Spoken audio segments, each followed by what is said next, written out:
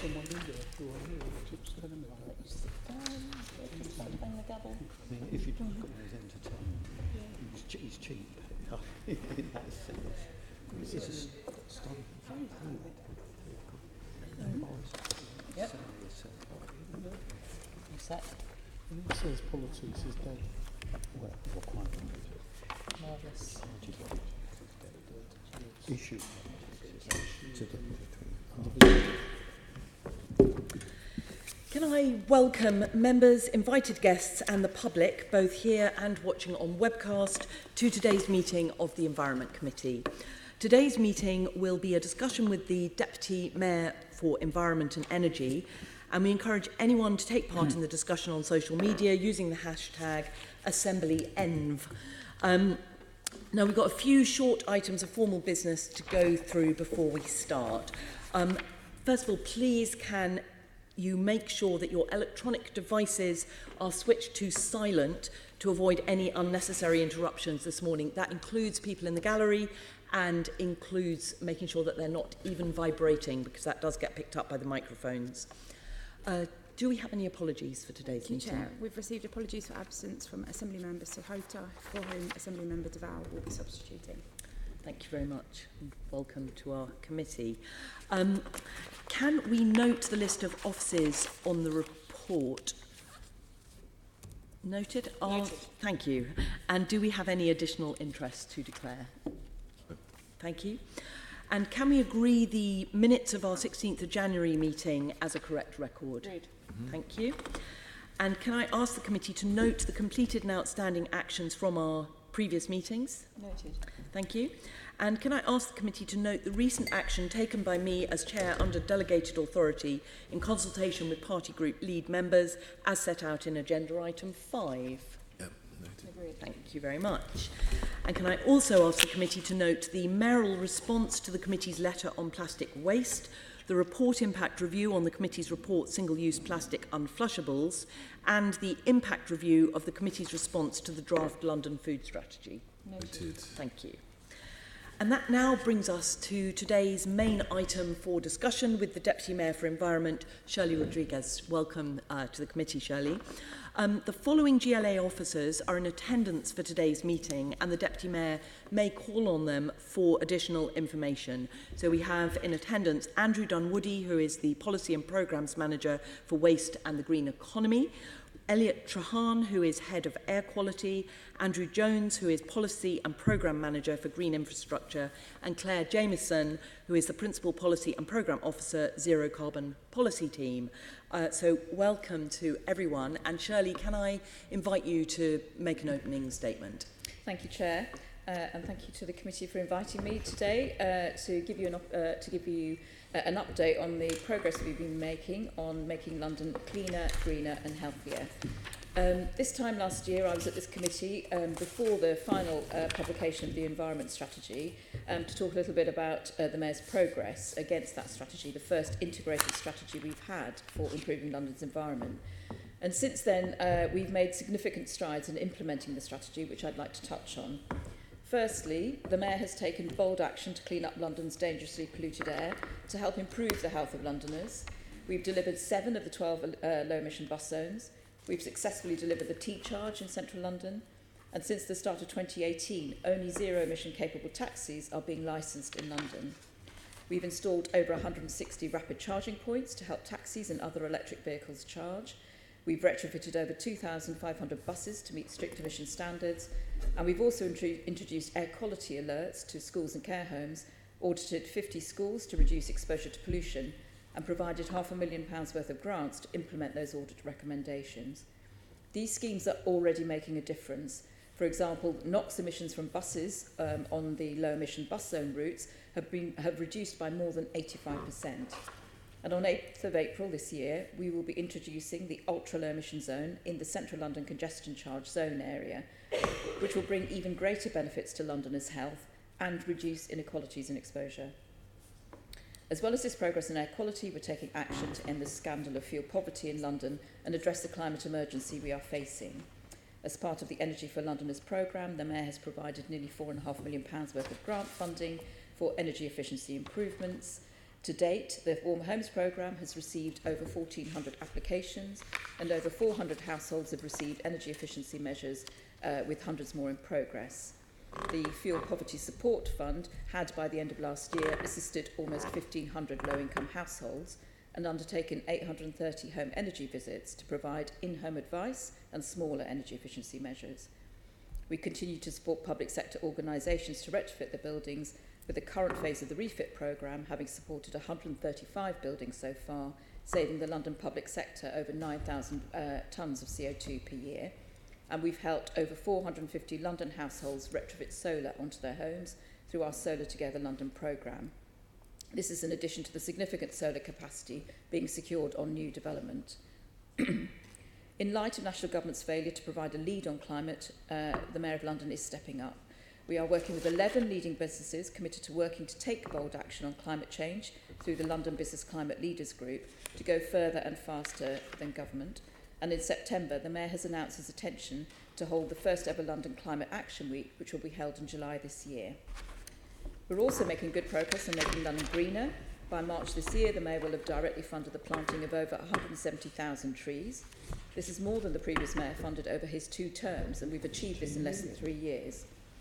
132 community green space projects have been supported since 2017, and during the first ever National Park City Week, held last year, we've had over 300 community events, which help Londoners to explore our green spaces and get involved in greening their neighbourhoods.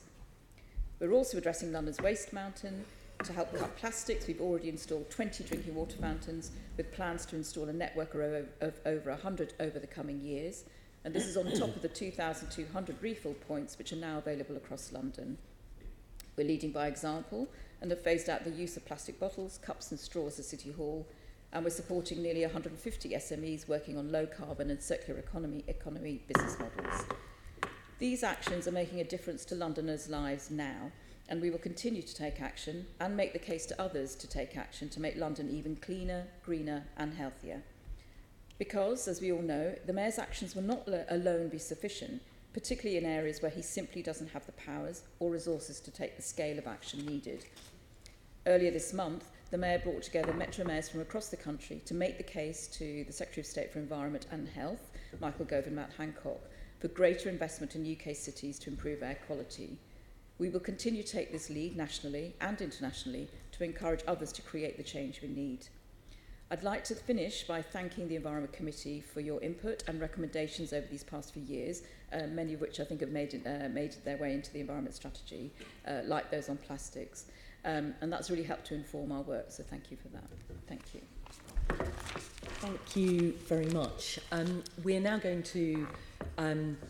We've got some questions for you this morning. We're going to be starting off looking at waste. We'll then be looking at zero carbon city issues, and then we will move on and look at air pollution and green infrastructure. But for now, we're looking at waste. And I would like to pick up on London's recycling rates, which are still worryingly stagnant when your targets require the recycling to increase very rapidly. So how are you going to go about changing this? So the challenge in London, as you said, is that we have a very disparate service across the London boroughs. So one of the policies that has been enshrined in the environment strategy has been a requirement for London boroughs to collect 6 dry recyclables and a separate food waste collection, and try to get that consistency across London. We're really pleased to see that government is following suit by introducing a consultation to standardise the consistency of waste collection across the country, because that will make a significant difference, we believe, to recycling. So that's one part of it. The other part is to help local authorities to improve their waste management practices. And we're doing that by providing best practice guidance and pilots that can show how these things can be improved. So we are working through the London Waste and Recycling Board. So the Mayor has appointed the chair. I sit on the board, and we work through that body, which is a partnership between the Mayor of London and the London local authorities, and working with organisations like RAP to provide best practice. So one of the projects that we're working on is how you might improve recycling in flats, and that's a particular challenge for cities, but in London it's a very significant challenge, with probably around half of our building stock being flats and more becoming that way. What is the challenge to help improve performance there? We've had some interim results that have just been published from the recycling project, which is talking about some of the issues that are impeding better progress there, issues around communication, signage and motivation. And the full pilot of that, the results of that pilot will be launched later this year. And then the Mayor also looks over the contracts that are presented to him.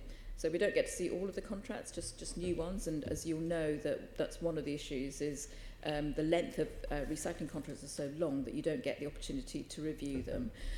So when we do, we will check to see that they are in general conformity with the Mayor's strategy, give advice, use the offices of the London Waste and Recycling Board and their programmes, including Resource London, to give good practice and get boroughs to adopt that best practice. And then finally, we have asked all local authorities to prepare reduction and reuse plans, which they're doing in phases over this year, which we will then assess, working with them to make sure that they are reaching the highest ambition, and within those, local authorities will be expected to set their own targets, which will reflect the makeup of the borough and their ability to contribute to the London-wide target of 65% by 2030. So we know that some boroughs are performing better, partly because they have more access to green waste, because they have more gardens. Some of the inner London boroughs where we have very high density of flats, it's more difficult, but the flats recycling project will then feed lessons into the work that they're doing. So we should be able to see an increase in the targets, and then, as I say, the performance should improve. So the boroughs that are falling behind, they've got to publish a reduction and reuse plan. Mm-hmm. But is there any action that you're taking to really press those boroughs to up their game? Because the boroughs are under pressure. They've got budget pressures. Mm-hmm. Are you convinced that they are feeling the pressure from the Mayor mm-hmm. to really make this a priority? I wouldn't say it was pressure. I think, a lot of local authorities are doing very good work. Over half of the local authorities, for example, have a separate food waste collection. The new policy for, emphasising a separate food waste collection is something that those boroughs that haven't got them are looking at. So I guess, they might think it pressure, but I don't think the Mayor is exerting pressure. It's setting an ambition, a very robust ambition, for where we and Londoners want to see London moving to. So I would say that we are trying to be supportive of local authorities, so by providing resources. So Resource London, the programme that we're working with, we've asked them to make available support, financial support, so that we can support boroughs in developing those plans and sharing best practice. And then working with the team, Andrew's team, and Elwab and others, DEFRA as well, encouraging them to go further as fast as they can. Ultimately, the Mayor has a power of direction, but as the Mayor himself said at the plenary, that is an option of last resort. We want to work in a supportive way.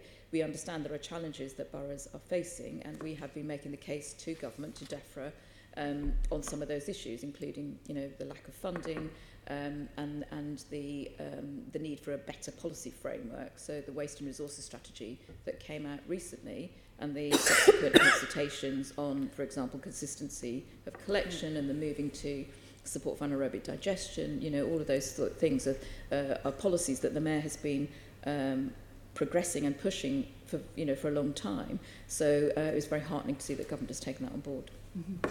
And the thing is, in terms of using those powers of direction, mm-hmm.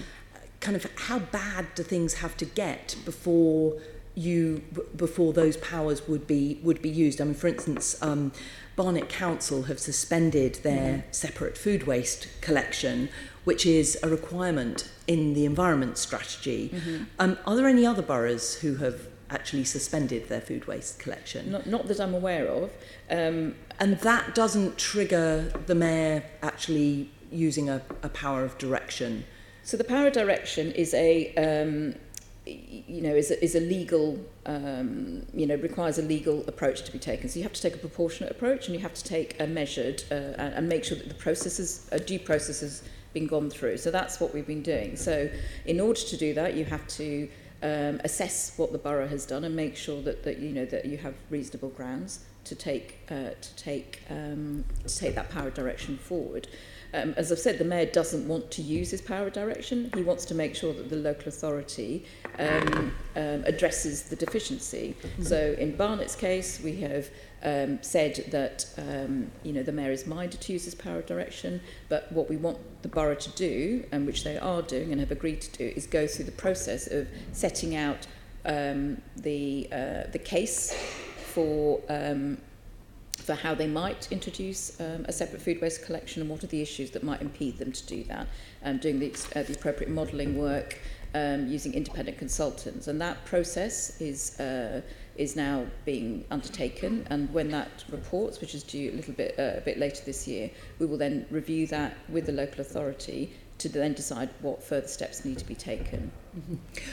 I mean, going to the other direction, which is sort of someone who's doing things well, Sutton Council increased their recycling rates by 13.5% after they introduced weekly curbside food waste collection, and went to a fortnightly collection of residual waste. So do you know what the costs are of doing this, and do you think it's an approach that you would be encouraging other boroughs to take up? So in the case of Sutton, I don't know the costs exactly, but before Andrew jumps in, I would just point out that each local authority has a different set of circumstances. So the cost for Sutton isn't necessarily going to be the cost for Greenwich or whatever. And in terms of the general approach, we have set out the policy approach in the Mayor's Environment Strategy, the London Environment Strategy. How the local authority chooses to do that is for the local authority to set out and to determine, because they will best know how they do that in their local authority, and whether that's on their own, whether that's in a partnership, whether they do that in a different way, because they recognise what their boroughs are saying. We're not requiring that, but what we are requiring is they deliver that service, those separate food waste collections and the 6 dry recyclables. And then we'll see. So in terms of Sutton's costs? We haven't got those exact costs. Sutton implemented those changes without direct modelling support from LWARP, so we weren't involved in the cost modelling that went into that decision. However, modelling and experience from other boroughs does indicate that those interventions will lead to improved performance and actually cost savings. So we don't have those details, but we anticipate that it was a win-win scenario for them. So broadly, you expect cost savings from from the food waste collection? From the food waste collection, increased recycling, reduced residual waste generation, and then reduced... And is that made clear to all boroughs that those cost savings can be... Yes, those examples are available to the other boroughs, yes. And... But there's not... But boroughs like Barnet are still just resisting? Well, I wouldn't say Barnet are resisting. I would say Barnet are now looking at that, but having the mayor intervening and say you need to have a look at this because there are good examples elsewhere, not just in London but nationally. So we'd like you to take a look at that and see how that might apply to Barnet. And once they're going through that process, so we will see what happens when that independent consultants report comes out later this year. Leonie, did you want to? Yes, obviously, it's very encouraging that so many London boroughs have moved on and are doing the separate food waste collection. I just wondered, it may be something you can send to us afterwards, if you can tell us how many of the London boroughs are now doing the 6 separate dry recyclate stream separate collection as well. Because I know quite a few that are collecting maybe 4 or 5 or 3, but not all 6. I'm not aware that very many are doing all 6 separately. But I just wanted to make a point about the situation with Sutton, who have had this massive improvement, bringing them up to Bexley sort of levels, which Bexley's always been one of the better boroughs. They've now formed the South London Waste Partnership with Kingston, Merton and Croydon. And I just wondered if it's worth our while monitoring from City Hall or asking them for assistance in looking at how the recycling improves in those other three boroughs now they've come into the same service. For example, Merton, which obviously I know better than the other two boroughs, being one of my constituencies, have just purchased bins and supplied them throughout the entire borough. And they're very hopeful. Their intention is to improve up to the same level as Sutton. And I think if we then hear from them about the improvements that they've achieved, and perhaps they would then be able, through the South London Waste Partnership, to give us some of that information about money, that can then be propagated to other boroughs as an encouragement if there have been savings, both in terms of less waste to either landfill or incineration, but also cost savings, which is such a big thing for local authorities. I just wonder, is that something we can do from here? It is something that is being done. So through the team and working with the Resource London programme at the London Waste and Recycling Board, the officers there are in contact with the individual local authorities. We look at, they look at their recycling performance, the trends, and try to understand, what is it that's making that difference. So innovations like the South West London Partnership, which is a very recent thing, but it's showing, a phenomenal improvement. That gives us the information to start to say, well, if this is happening here, what are the conditions that will enable that to be replicated across the rest of London? Precisely. Yeah. So that would be great if we can keep up with that via Andrew and yourself, but also if you could let us know which of the boroughs are doing those, what level of these 6 dry recyclates are being collected on a borough by borough basis. Because it would be, we can go away as Assembly members and encourage the boroughs where we're representing to say, what do you need to do? How can we help you achieve all 6? We can send that to you. Sorry to interrupt. No, don't worry, that's very, very helpful. So even assuming that the Mayor's environment strategy policies have their projected effect, there is still a significant gap in terms of the recycling targets. So how do you obviously we've got the spreading of good practice that Lenny's just been following up on, but how are we going to actually bridge that gap to really make sure that we're meeting the Mayor's targets on recycling?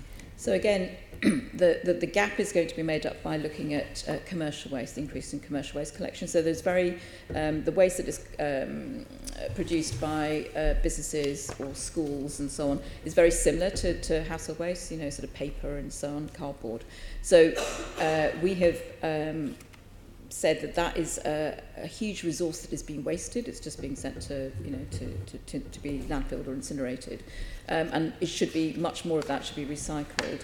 And we know, for example, at City Hall that over 80% of our higher, I think, of our waste can be recycled. We've seen that from some of the recycling companies that we're talking to as well.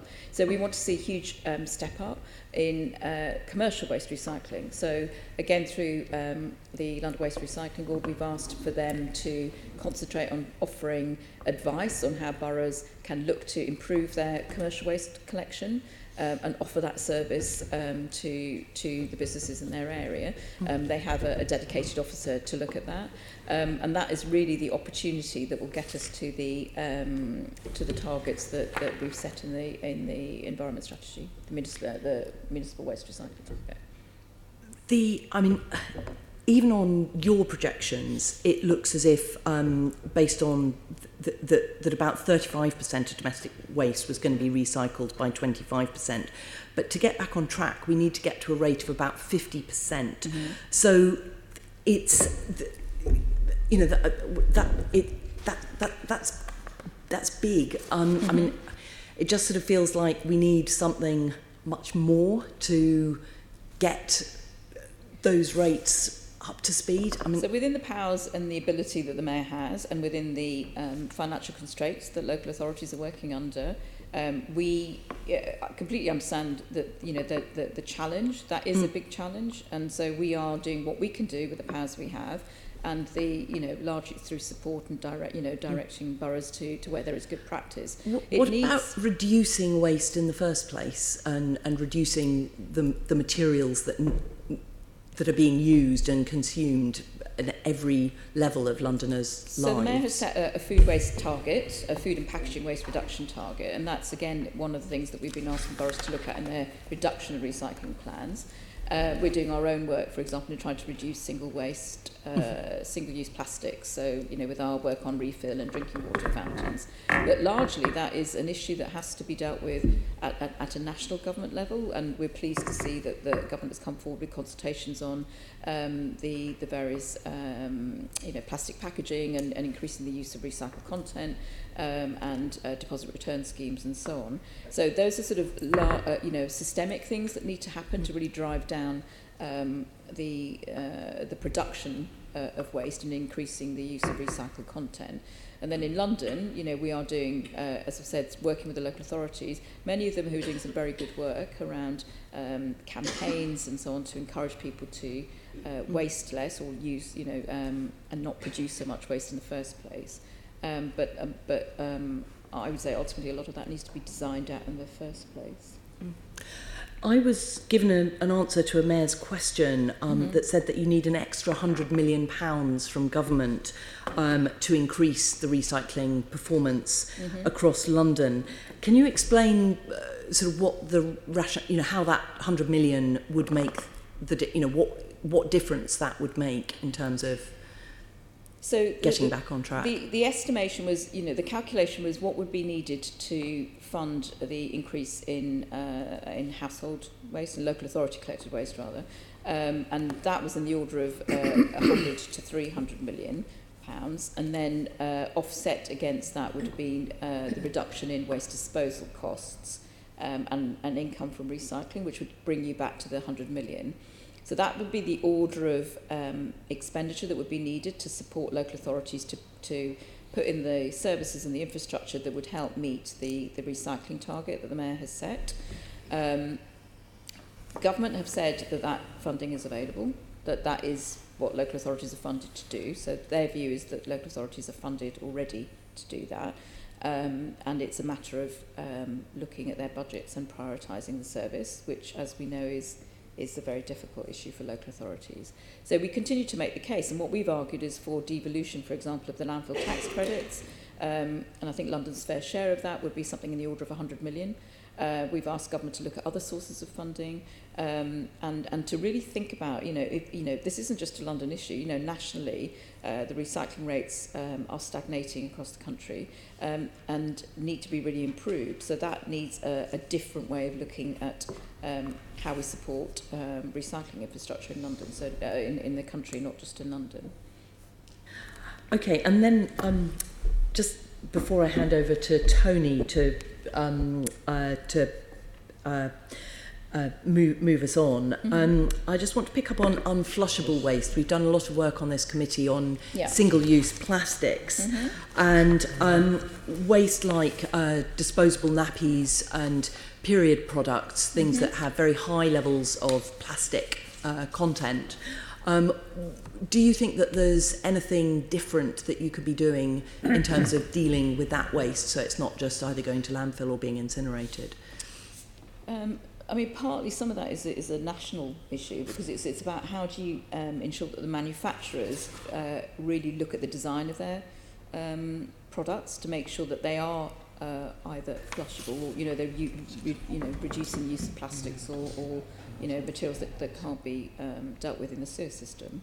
I think because it's a national problem, it's not just a London problem. That's not something we can really help with. But working through with the water companies, like Thames Water and others, they're looking at research. They're doing lots of campaigns around don't flush, for example, wipes down the toilet. Little videos and things to remind people that these shouldn't really be down there and what the consequences are with the fatbergs and so on, and worse in fact, and the cost to customers because of having to deal with that. And then we've done other things like through the Mayor's Entrepreneurs, funding. Last year's winner was somebody who I can't remember the name of the company. Polypop. It was a company that a startup that designed a fully flushable sanitary product, so that it was proven that it wouldn't stay in the water system for more than a few hours once it was actually flushed. And the year before that, the winner was actually a company called Twipes. That was a fully flushable wet wipe that was proven to dissolve within 3 hours of being immersed in water.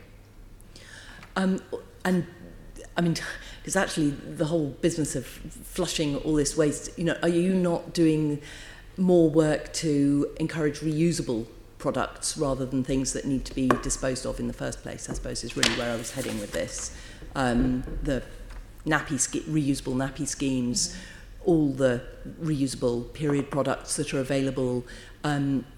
We made some recommendations about trying to use the mayor's powers of communication to get people thinking about not producing this waste in the first place. Are you taking up any of that? So through the reduction and recycling plans, we're working with the local authorities to see what they might be able to do sort of across London. So getting, because they will have much more direct communication with their residents about what they might be able to do. We've done some work on schools, I think, feeding that message in. Yep, and through the leading by example aspects of the London Environment Strategy as well, the Mayor is very seriously trying to tackle single-use plastics, both here at City Hall and across the functional bodies as well. And so there was a lot of single-use plastics have already been removed from circulation within staff areas. And functional bodies have also made plastic reduction implementation plans. And now the next phase of that is to develop a communication and behaviour change campaign to encourage people to take personal action and to make them aware of the implications of using plastic-containing products. Great. So when will that be? That's currently in development, so I would imagine that will be available over the coming month or so. Great, thank you. Linny, did you want to come in briefly before I bring Tony in? A couple of slightly disparate points. One on the area that we're just discussing. I think one of the reasons why young women don't go for the reusable period products is because they don't know about them. Is there anything that we can do to get more messaging into schools? I mean, we're taking fairly sort of high-level interventionist action around high fat, salt and sugar foods and getting that message out through schools and also by banning advertising and things like that.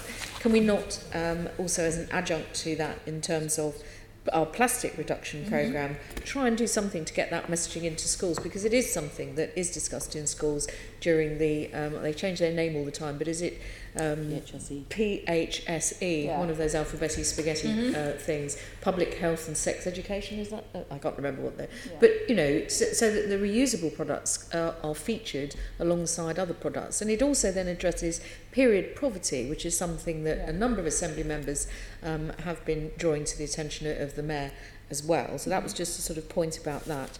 And I would have hoped that we could do a little bit of support for Real Nappies for London, who are doing wonderful work in a number of boroughs, and I'm sure would be happy to expand. And there must be lots of people who are now, they write to us all the time saying, I want to get rid of plastics out of my life. But, nappies is an absolute nightmare, but having something else...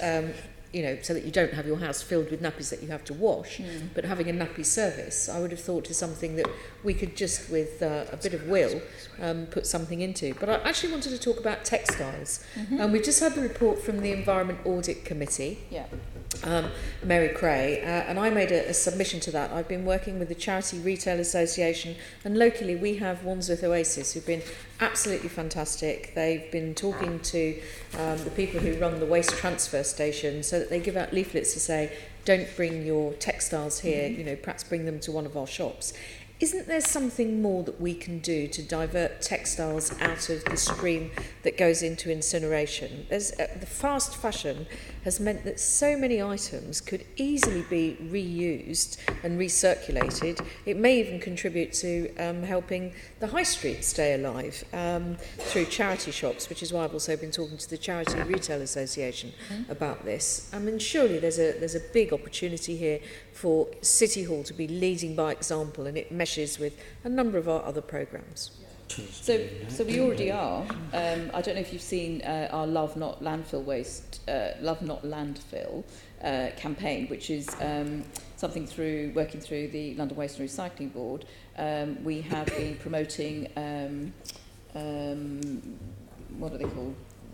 Recycling bins, I guess, which have got sort of graffitied artwork by a particular artist who's probably more well known by others than me. But to encourage people to not landfill but recycle their fashion items so that they can be reused and repurposed in other ways. So that's been a very popular campaign. We're working through Elwell again and with the team with the Ellen MacArthur Foundation to look at what more we might be doing to look at textiles amongst which is one sector of the work that we're doing on circular economy, and that's going very well. I don't know if there's anything else we could talk about. You mentioned fast fashion, and the Love Not Landfill has particularly targeted that demographic that would be interested in that aspect of fashion, and they've run a series of pop-up shops for clothes that have been deposited at these clothes banks, and then reselling them and creating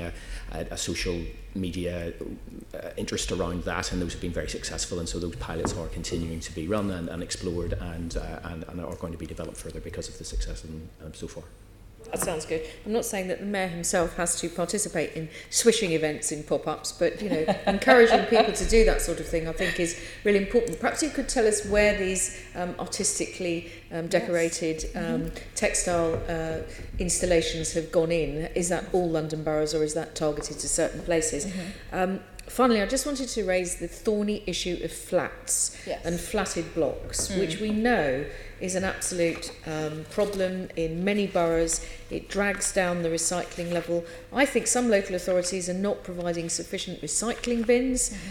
You quite often, even when people are desperate to recycle, there's actually not enough provided. What can we do to improve recycling from flatted blocks? So the flats recycling project is absolutely targeted at that, and the interim results have been really, really encouraging. It's largely, obviously, first of all, we've got to have the service there, but it's also got to make, we've got to make people feel that it's easy and safe to recycle. And they have come up with a number of recommendations and have come up with a toolkit, I think, a communications toolkit, which is now online.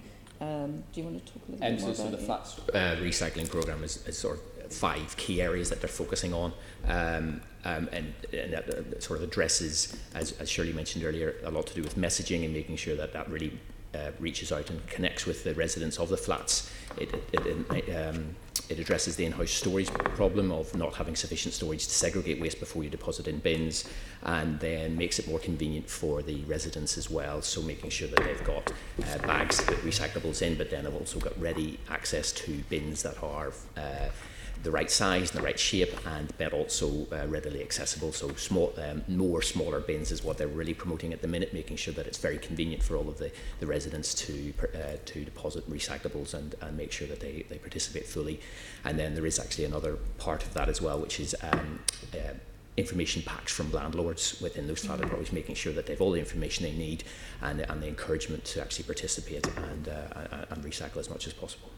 Well, I mean, you've just referred at your final point there about landlords. I think that's so important because that's the other problem, of course, in London and other cities is churn and people moving in and out all the time. And I think landlords should be obliged to provide a complete pack of information about how you can recycle, as well as all the stuff about waste disposal. But thank you, Chair. Thank you. Tony, can I bring you in now? I'd like, Deputy Mayor, to ask you about waste transfer stations. We've just had mention of them from Leoli. I don't know if you're aware of this, but our group has consistently, whenever there has been talk about new powers, additional powers of GLA, have said that the one thing that was devolved to the boroughs, which we think should be taken back because it was a GLC function, was the operation of waste transfer centres.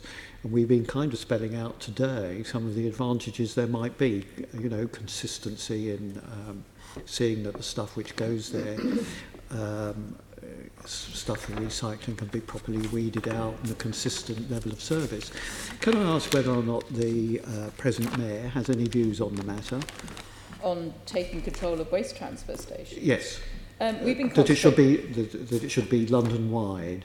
Yes. What we've been concentrating on is getting a London-wide approach to make sure that people really understand the outcomes that are needed at a London-wide level.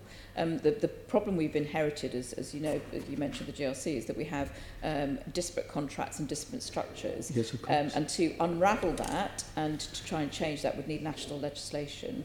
We have raised these issues with DEFRA in terms of pointing out the difficulties that London has in meeting the recycling targets it has. And there are ways that they might be able to help to unravel that, but that would require primary legislation. It's something the Mayor would wish to promote. In the interim, of course, and we've already discussed this morning about the Mayor's powers of direction. I think the boroughs would go bananas if you issued powers of direction on ordinary waste collection. But as far as the recycling centres are concerned, that ought to be a matter of encouragement. If I can give you a very simple example of how stupid it is, the current system compared to the previous system. If you live in Teddington, in the London Borough of Richmond, and you want to recycle anything at the borough's own waste disposal thing, the round trip could be 10 miles to do that. But less than half a mile away is Kingston's recycling centre, to which we have no access. And similarly, across London, there are the odd bilateral arrangements which exist. One would have hoped that this is an area in which we really are in a position to use influence. I'm not saying that the thing should be delegated through amendment to legislation, where the borough should cooperate. I mean, this particular area is madness. Similarly, it would have an effect on monitoring the stuff which comes in. Used to be in the day that totters would pay large sums of money so that they could, in effect, they're kind of mudlarking, but not on the river, they're mudlarking anything. And that seemed to work very well. And that again is something that perhaps there should be some kind of consistent policy on how that been wanted. I can only tell you that as far as our group is concerned, that's something which we will continue to give you support on. However, the matter which I have been asked to raise with you relates to progress at the Corey Riverside site. Where are we on this? Well, Corrie have put an application in to create a new, what they call an integrated energy park, which includes a 665,000 tonne per annum incinerator, a very small AD facility and some other things. The Mayor has opposed to that and has clearly and publicly stated his opposition because we don't believe that we need any new incineration capacity in London. We have sufficient incineration capacity, and the existing incineration capacity in London isn't fully utilised, so the heat offtake isn't utilised even at the existing site that Corrie has. So we're not quite sure why they want to extend it. The matter is now has been deemed as a nationally significant infrastructure project, so it's going to be determined by the Secretary of State. The Mayor is a statutory consultee, so we're in that process at the moment. We're waiting, I think, for a date for when the Planning Inspectorate will determine the application, and we will be preparing, we sort of sent in our grounds. I think we sent in our grounds, but we've not written the full evidence. Yeah, we're currently at the pre-examination phase, so we've submitted our relevant representation and we're continuing to develop our paperwork in preparation for that examination period, which was likely to be, we believe, towards the end of the spring and run throughout the summer. The spring of 2019? Yes. Oh, well, yeah, that's good. I'm right in thinking that will be the first one that we've had in London, won't it? That we've had one of these national...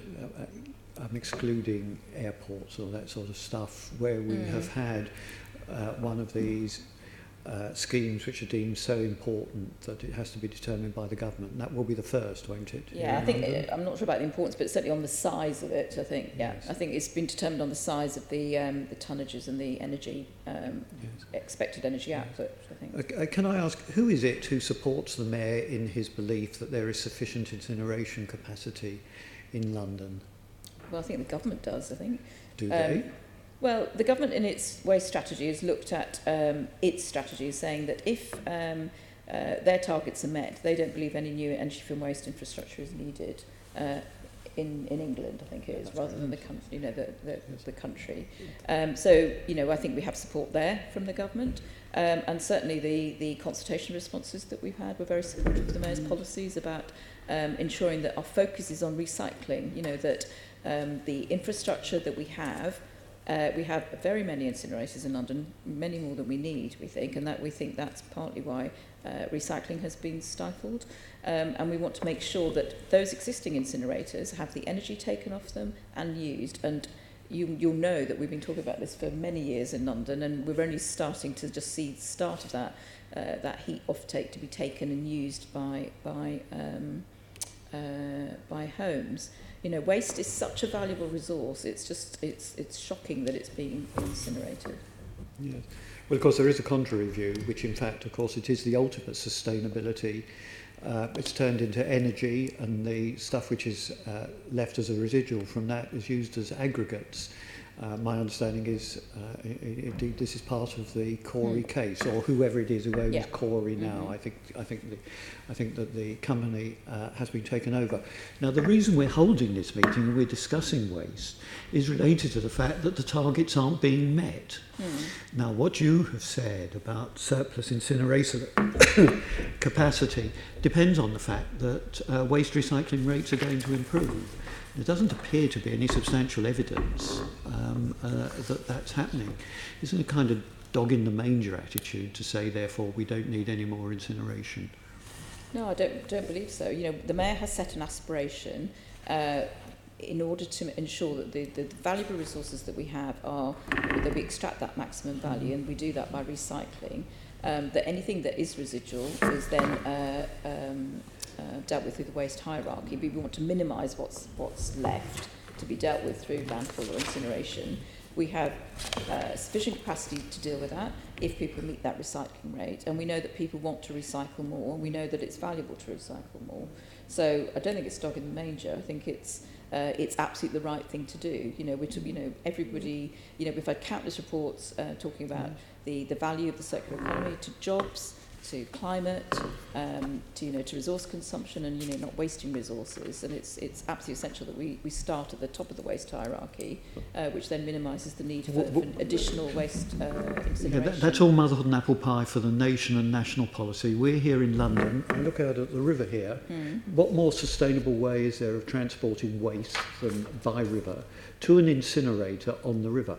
Much, I guess, of the spare incinerator capacity. And not producing the waste in the first place, I think, so it doesn't need to be transported down the river at all. Yeah, but that's why but I just said that. That's why we're having this meeting, because we are producing the waste, but we are not actually cutting down on that. But given that the thing exists, doesn't it make sense that such waste as we have is disposed of in this? And I'm afraid I disagree with you. I think that incineration is sustainable. Transported by river. When you think of the huge amounts of pollution which is generated by taking stuff to landfill, even though landfill is declining and the rest of it, I can't think of anything better than having incineration capacity whereby the waste is transferred by the river, which of course here at the GLA we're constantly having meetings, so we should be making more and more use of the river for these kind of industrial purposes. And I'm very sorry to hear that the Mayor is persisting in his opposition to the Riverside site. Thank you, Chairman. Thank you. I'm going to bring Len and then David in, but I just wanted to pick up on this question of incineration being sustainable. Can you just comment on the sustainability or otherwise of burning plastic waste that has come from fossil fuels and then sort of reburning it in an incinerator, surely this is not a sustainable practice. So I would agree with that position. Not apart from the fact it creates greenhouse gases, it is a waste of materials because those materials could be recycled and reused, and if they're incinerated, then those materials are lost to the value chain and forever, and they can no longer be used. And incineration and landfill are both more expensive than the alternatives for recycling or reuse. So I would not say it's sustainable. You know, absolutely what we start with is the waste hierarchy, which is reduction. You know, that's where we should, you know, we're all required to start, but also it makes common sense and economic sense. Yes. I think. Thank you. Len, you wanted to come in on this. Thank you very much for your earlier opening answer to the Chair in terms of the Mayor's achievements in this area. But it was a bit lacking in terms of waste, and it was only when we had the other questions associated with waste when you started to map out about the Mayor's approach to waste. And I just want to comment a little bit about the incineration. It's almost like unless we can reduce waste in the first place and increase recycling rates, which is this part, then we're almost covertly agreeing with those who want to bloody incinerate, because you know, and it's not moving. There is a problem here, and I don't think there's enough emphasis on moving fast or the accelerations about that problem.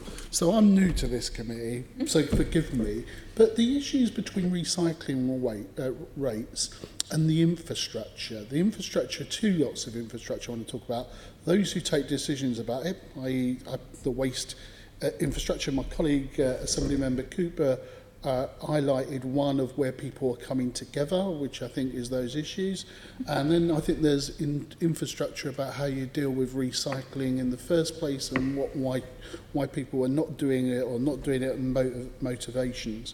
So let's deal with the first one. I get the feeling that I mean, unless you tell me it doesn't really matter, right? It doesn't matter how many waste authorities we have in London or whatever, but your key strand to attack this issue is to get some consistency up. So a former Tory colleague of ours on the Assembly, Brian Coleman, was all against those issues of a single waste authority for London, actually become a big advocate for it later in his term of office on here. I don't get any feeling from the Mayor what's his view about this infrastructure, whether we should have one single waste authority or whether there should be four sub-regional ones or what. Isn't it important that we take a stand on the issue, whether we do or we do it if we don't want to force people to do it by direction? Isn't it important to have that link between that infrastructure and recycling rates? Because I think earlier question says it's quite important, but I don't get the feeling that we're moving on that issue or even putting up a flag on a mast and saying this is the position of the Mayor and this is what we should do if we want to increase these rates. So, discuss. So you'll remember, Len, because I think we were both here at the time. You know, the amount of time that went into arguing about a single waste disposal authority with people like Brian and others, and it was a huge distraction from actually helping boroughs to get on with improving their services. And I think it's something that would be helpful, and as I've said, we've raised these issues at officer level with officials and pointing out the difficulties when you have contracts that don't align, that have different gate fees and so on, and they're improving that would be something that they would be able to deal with. But in the meantime, our focus is very much, as we said, on supporting boroughs through the reduction and recycling plans and through the programmes that we have at the Waste Recycling Board and through the work that we're doing here at the GLA in order to increase the ability of boroughs to deliver. There is still the issue that boroughs know what their local circumstances are best, which is why we set out a high-level approach of what is needed across London, the consistency of policy and approach, but then how boroughs deliver that, we're leaving up to boroughs. Would you agree with me that we could see a major step change in these recycling rates if there was I think your words, if I can call it, Andrew, your words, desperate structures, desperate contracts, I think I wrote down here, in terms of bringing them together. Would it make a difference? Would it make a substantial difference? It could. Now, the question, whether you want to spend time or effort on it, that's up to you. I don't mind that. But I'd like to know whether that's where we should be aiming for, you and government working together and local authorities in saying, if we really want to make a difference, we've got to do something differently. We've got to get the structures differently, get hold of these contracts and work them in a different way. I don't see that. I don't see that position. I see it very nice and I see lots of good effort going there about sharing good practice. But if you really want to change, and I suggest if you want to meet these targets, then you need to do something slightly different, or at least move towards it. I'm not into beating people up over the head. I'm not into doing direction. No, of course not. But I am into people leading a discussion of what's best for London in this particular issue in terms of increasing recycling rates. And it's that. And we've done that through the development of the environment strategy, and we're doing that through developing our response to the government's waste recycling strategy as well. So, it would need a lot more consideration because things have changed since in terms of the sort of international and national context as well. So are we in agreement then for a single waste authority, or are we in agreement for strategic or a number of strategic waste authorities in London? What's our position? What's the Mayor's position? That's what I'd like to know. What is it? Our position at the moment is to work with the existing structures that we have and use the opportunity of the government's waste strategy to raise the issues that are impeding and could facilitate an improvement in recycling rates in London, which one of those things would be looking at governance, the other would be looking at resourcing. And as we said, what boroughs are telling me is it's not the governance that's stopping this, it's the not having the finance to enable the infrastructure to go in, to enable them to provide the services that would meet the well, let's talk about finance then. So what's the ask? I think you earlier alluded to, and we'll no doubt go into that, in terms of the air quality ask for going into the comprehensive spending review. What are we saying about waste in London? And so, what's the ask? And it may relate to a secondary question I want to do. So what's our bid? Are we considering? What is the thinking? So in the waste strategy, we've identified a net cost of £100 million and devolution of the landfill tax credits. As I alluded to earlier, that is net, so the costings, depending on the recycling rate that you're going for, is between 100 and 300 million. We've had conversations with London councils to talk about how we might develop a better case, and a more refined case as part of the comprehensive spending review that's coming up on waste management. So those figures may change. Okay. And let's turn to the other infrastructure, the recycling infrastructure, in terms of the private sector and some of the third sector, because it sounds like the organisation that Assembly Member Cooper did. It's quite interesting, because I thought that was quite part of the problem, really, when you either signpost people to another place to go and take it, but we want to make it easy for them. If they are putting it in one place, why can't you, I wouldn't want to use the word direct, why can't you just say, well, actually, where there is infrastructure in position in your locality, on textiles, we want you to separate it at that point. Not don't make me do an extra journey, because I'm going to be adding to all sorts of pollution, no doubt, in doing the extra journey. Because we know recycling is all about making it easier. So what can we do, apart from good practice and encouraging, because encouragement, that's fine, as an approach, but it ain't going to do anything for these targets. We're going to carry on. More of the same is not going to make us meet your ambitious targets. That's my contention at this moment in time. So the question then is, on that infrastructure, how do we support those recycling bits and pieces that make things happen easier for those collecting waste and taking it wherever they use it, dispose of it, how they hopefully reuse it again? So what's our plan? What's our strategy for that?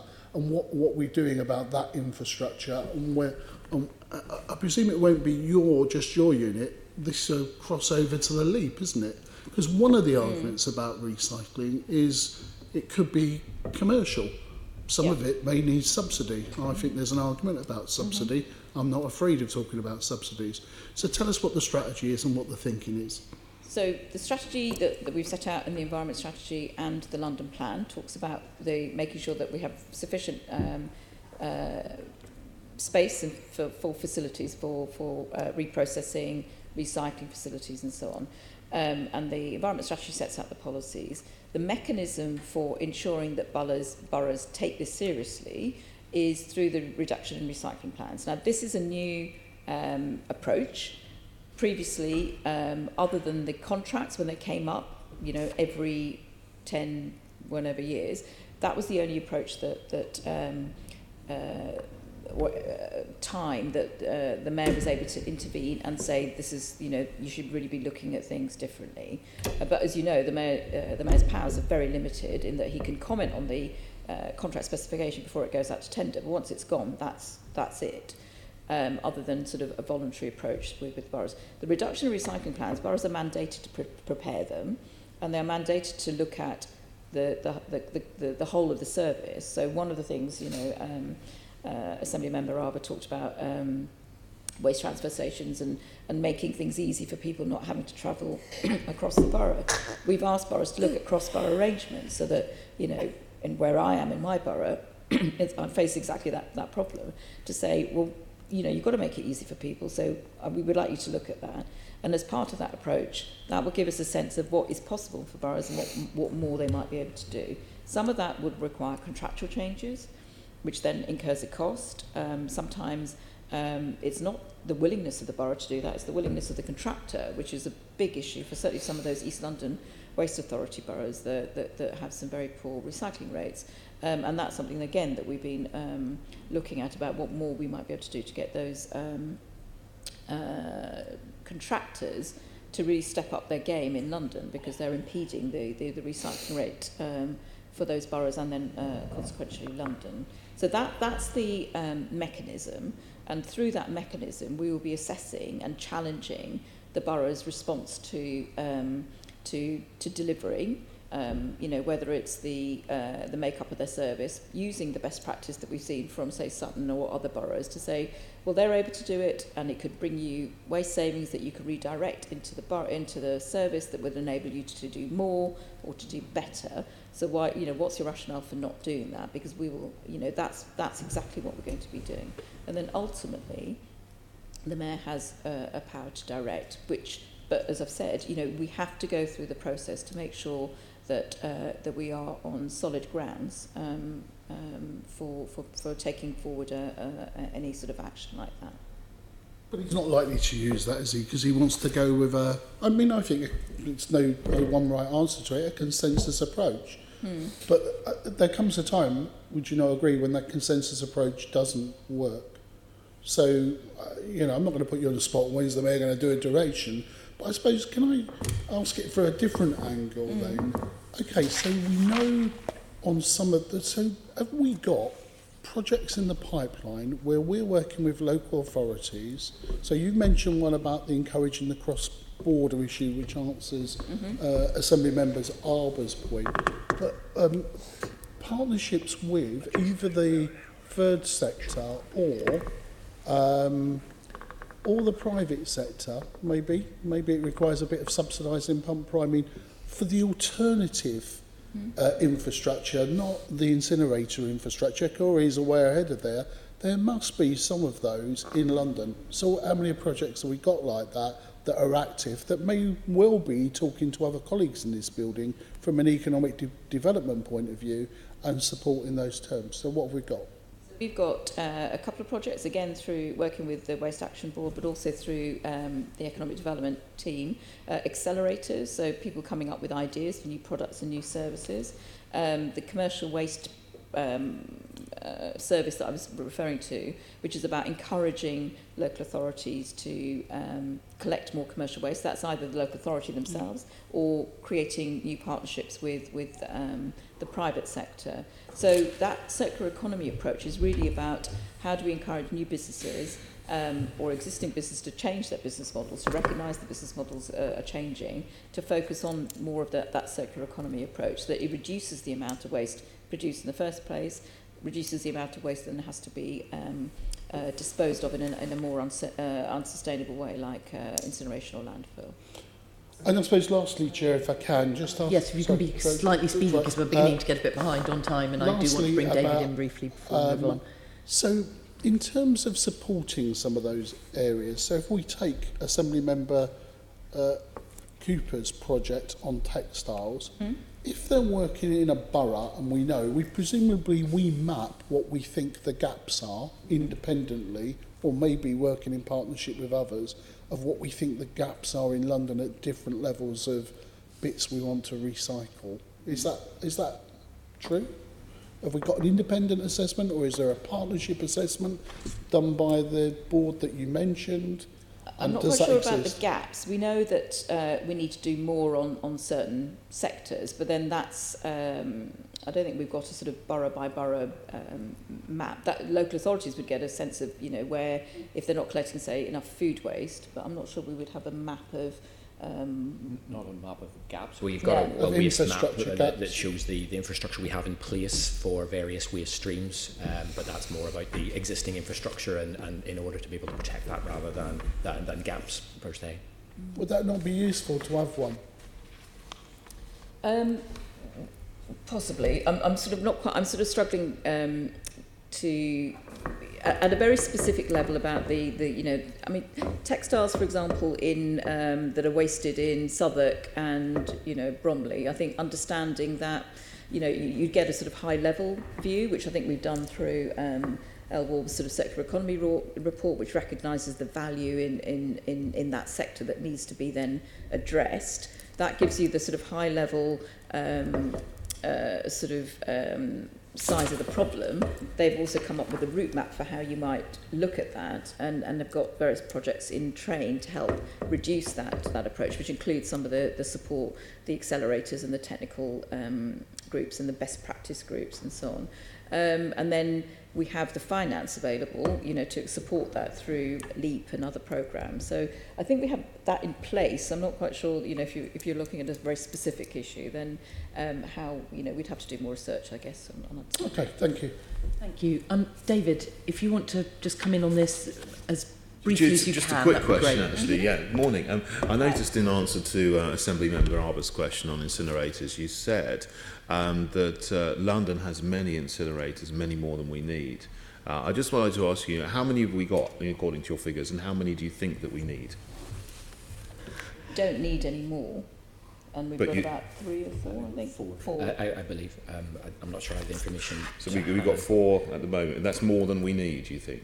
The capacity that those incinerators have, we have modelled against our 65% recycling target. So on that basis, we don't need any more energy from waste. Would you like to see some of them closed? In London. Do you think some of them should be closed? Because you did say we have more than we need. So would you like to see some of them closed? We preferred that they weren't needed anymore because we're recycling more. So until we need to support the recycling approach that we're taking, which will then boost the amount of tonnage of waste that's being recycled, which would then essentially make them redundant over time. Yes. But I think one of the problems with recycling that I see is that people recycle in good faith. But a lot of the recycling doesn't get recycled in this country. We used to send it to China, and now China has changed their rules, so they won't take our recycling. So instead we send it to Bangladesh or Indonesia or something like places like that. That's not taking responsibility for our own waste in this country. I mean, don't you think it would be better, incinerating it would be better than sending it, to Bangladesh or Indonesia or Vietnam? I understand your point, but I think our modelling is based on London dealing with its own waste in London, and we've looked at the current incineration capacity, taken that into account, and we think that can be done. The Corrie incinerator, the extension is proposing to import waste from outside of London and presumably from other places to incinerate rather than using its existing capacity just to deal with... Well, I imagine they could deal with the waste that we now send, to Bangladesh and Indonesia. That could be incinerated here. That's not London's waste. London's waste can be dealt with the existing capacity, and if we recycle more, we wouldn't need any more. Provided recycling's done in this country, which is, you've got to look at the issues holistically, I think. I mean, anyway, that was just the point I'd like to, you know, it would be good if you can consider that. Thank you. Okay, thank you. I'm going to move us on, and I would like to take this opportunity to welcome some visitors to the gallery.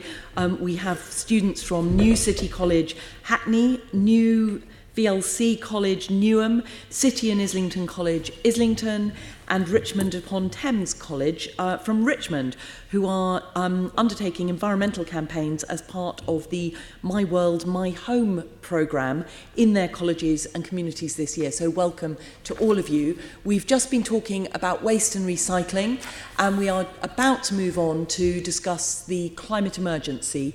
And I'm going to bring in Assembly Member Cooper, well, actually, we're not discussing the climate emergency. We're discussing something that relates to the climate emergency, which is zero carbon in London. Yes, now something completely different. So when the Mayor took office in 2016 and when he was working up his manifesto in 2015-16, he set a goal in the manifesto that London would achieve zero carbon city status by 2050. And I think we were ahead of the rest of the world at that point in making that declaration, and that was very welcome to see a mayor very committed to that. However, now the rest of the world has looked at the more recent IPCC reports, and I think is catching up with the idea that we've got to be heading towards zero carbon by the middle of the century, if not earlier. We've now passed a resolution in December saying that there's a climate emergency, that we feel that it's urgent to try and limit global warming to 1.5 degrees. And the Mayor has himself then followed what we agreed in the Assembly by declaring a climate emergency. Should we be looking to extend our ambition and actually speed up our trajectory towards zero carbon? The Mayor, as you've mentioned, has already recognised that we were in a climate emergency by saying that he wanted to set a zero carbon and make London a zero carbon city by 2050. All the policies that we've got in the environment strategy and the suite of strategies that have been published, in the London Plan, through to the economic development strategy, through to the others, all recognise and try to give effect to that ambition. We have undertaken very detailed modelling for the strategy, which we then have checked with independent assessment auditors through the C40 Cities group and their people to ensure that our plan conformed with a 1.5 degree compliant plan, which is essentially what the IPCC report was saying was needed. That report says that it is really important that we take action in the next 12 years. It's not necessarily saying that we have to change our target. They're very clear that the actions that are needed need to be undertaken very quickly and get that underway. And all the sorts of actions they're talking about that are within the gift of the Mayor are within our strategy, and we've already got programmes underway in many of those areas. I mean, I'm just wondering, we're a very affluent country. We've actually been emitting a lot of greenhouse gases for a large number of time because we had our industrial revolution very early on. So and at one point we were also deemed to be the dirty man of Europe when we allowed lots of acid rain to float all over the rest of Europe. We've cleaned up our act in many ways, but should we be moving faster to try and achieve a zero carbon city by 2030? And would you be looking for all the political parties as we head towards the elections for 2020 to be making a pledge to start to speed up what we're doing? Because this period of 12 years and action to take, I think, is going to be absolutely critical. That's what everyone is saying. It is absolutely right that we need to speed up, and I think you can see from my opening statement that the Mayor has already embarked on a number of areas within the powers he has, with the resources he has, to speed that action up. He's made his case to the government in a number of consultation responses and sort of meetings about what more is needed. We're waiting to see the CCC, the Committee on Climate Change report, which is due out shortly, about which is looking at the IPCC report to see what's needed to be done. So the focus is very much on how we might accelerate action. And as I mentioned again in the opening statement, the Mayor's been really clear that in order to speed up that action. We need government to set the right policy, for example, on decarbonising heat. We still need to understand what they're going to talk about and what direction they want to go.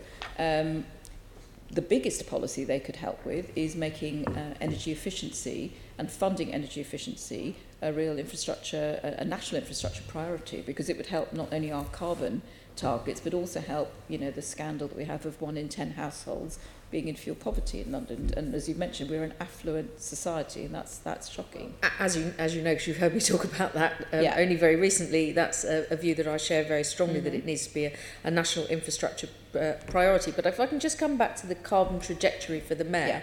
The previous mayor had set a target that looked to achieve more earlier, and I'm still concerned that in that early periods between 2020 and 2024 that we might be moving a bit slowly. And I do think we need to be moving more quickly. Is that something that your team will be reviewing so that we can speed up work towards that target? So we reviewed that as part of the environment strategy, and the previous mayor's target was unachievable because a lot of the national government policy that it relied on had been taken away, the Green Deal, the energy efficiency measures and so on. So we've been arguing for the reinstatement, for example, of the Code for Sustainable Homes. We've just seen a recent report that said outside of, nationally, that is costing people £200 a year because of that national energy efficiency approach. Luckily, in London, we have managed to retain the zero carbon homes policy. The mayor is extending that now to zero carbon development because we see the value in that for people and businesses' bills, but as I said, also for fuel poverty. So we've reviewed that target. What we've decided to do is look at the pathway, the trajectory to get to zero carbon by 2050 in a 1.5 degree compliant way, the Paris Agreement way. And we've set out a series of carbon budgets and the policies that needed to happen. And that's set out for the next 15 years, 3 carbon budgets, which is, so rather than just sort of setting an arbitrary date and an arbitrary number, we've worked very hard, the team have worked very hard to work bottom up to see what is possible in London. And given the policy context that we have, and trying to work a way, sort of understand what might be possible permutations, picked a way that would give us a no regrets option over the next few years whilst we have the policies and the powers that we have. And then there are trigger points that would allow us to pivot when government makes a decision on decarbonising heat, or when it says something about to decide something around energy efficiency. So at the moment, the mayor only has powers to deliver half of the emissions reduction that we have in London. We absolutely need either, government to step up, but I think preferably we need government to step up and devolve more powers to the mayor. For example, setting minimum energy efficiency standards and being able to regulate that would be a great help, both in, as I've said, talking about energy efficiency, but helping to tackle fuel poverty.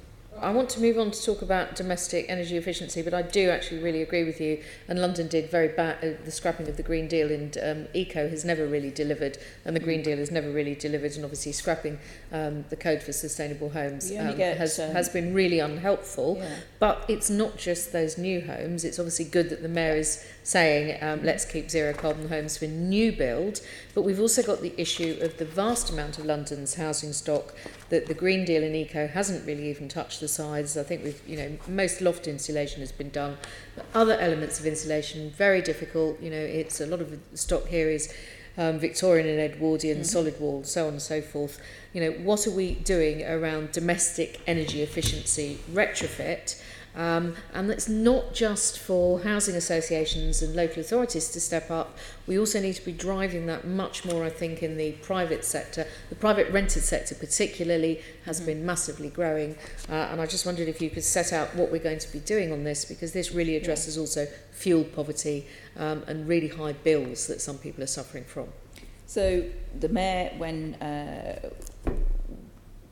he was elected and came in, we looked at the programmes that we had, and we reconfigured them. So we have a warmer homes programme, which is now looking both at deeper measures, because precisely as we said, Assembly Member Cooper, the number of homes that have had, the sort of very basic measures, partly funded through ECO in previous years, have been done.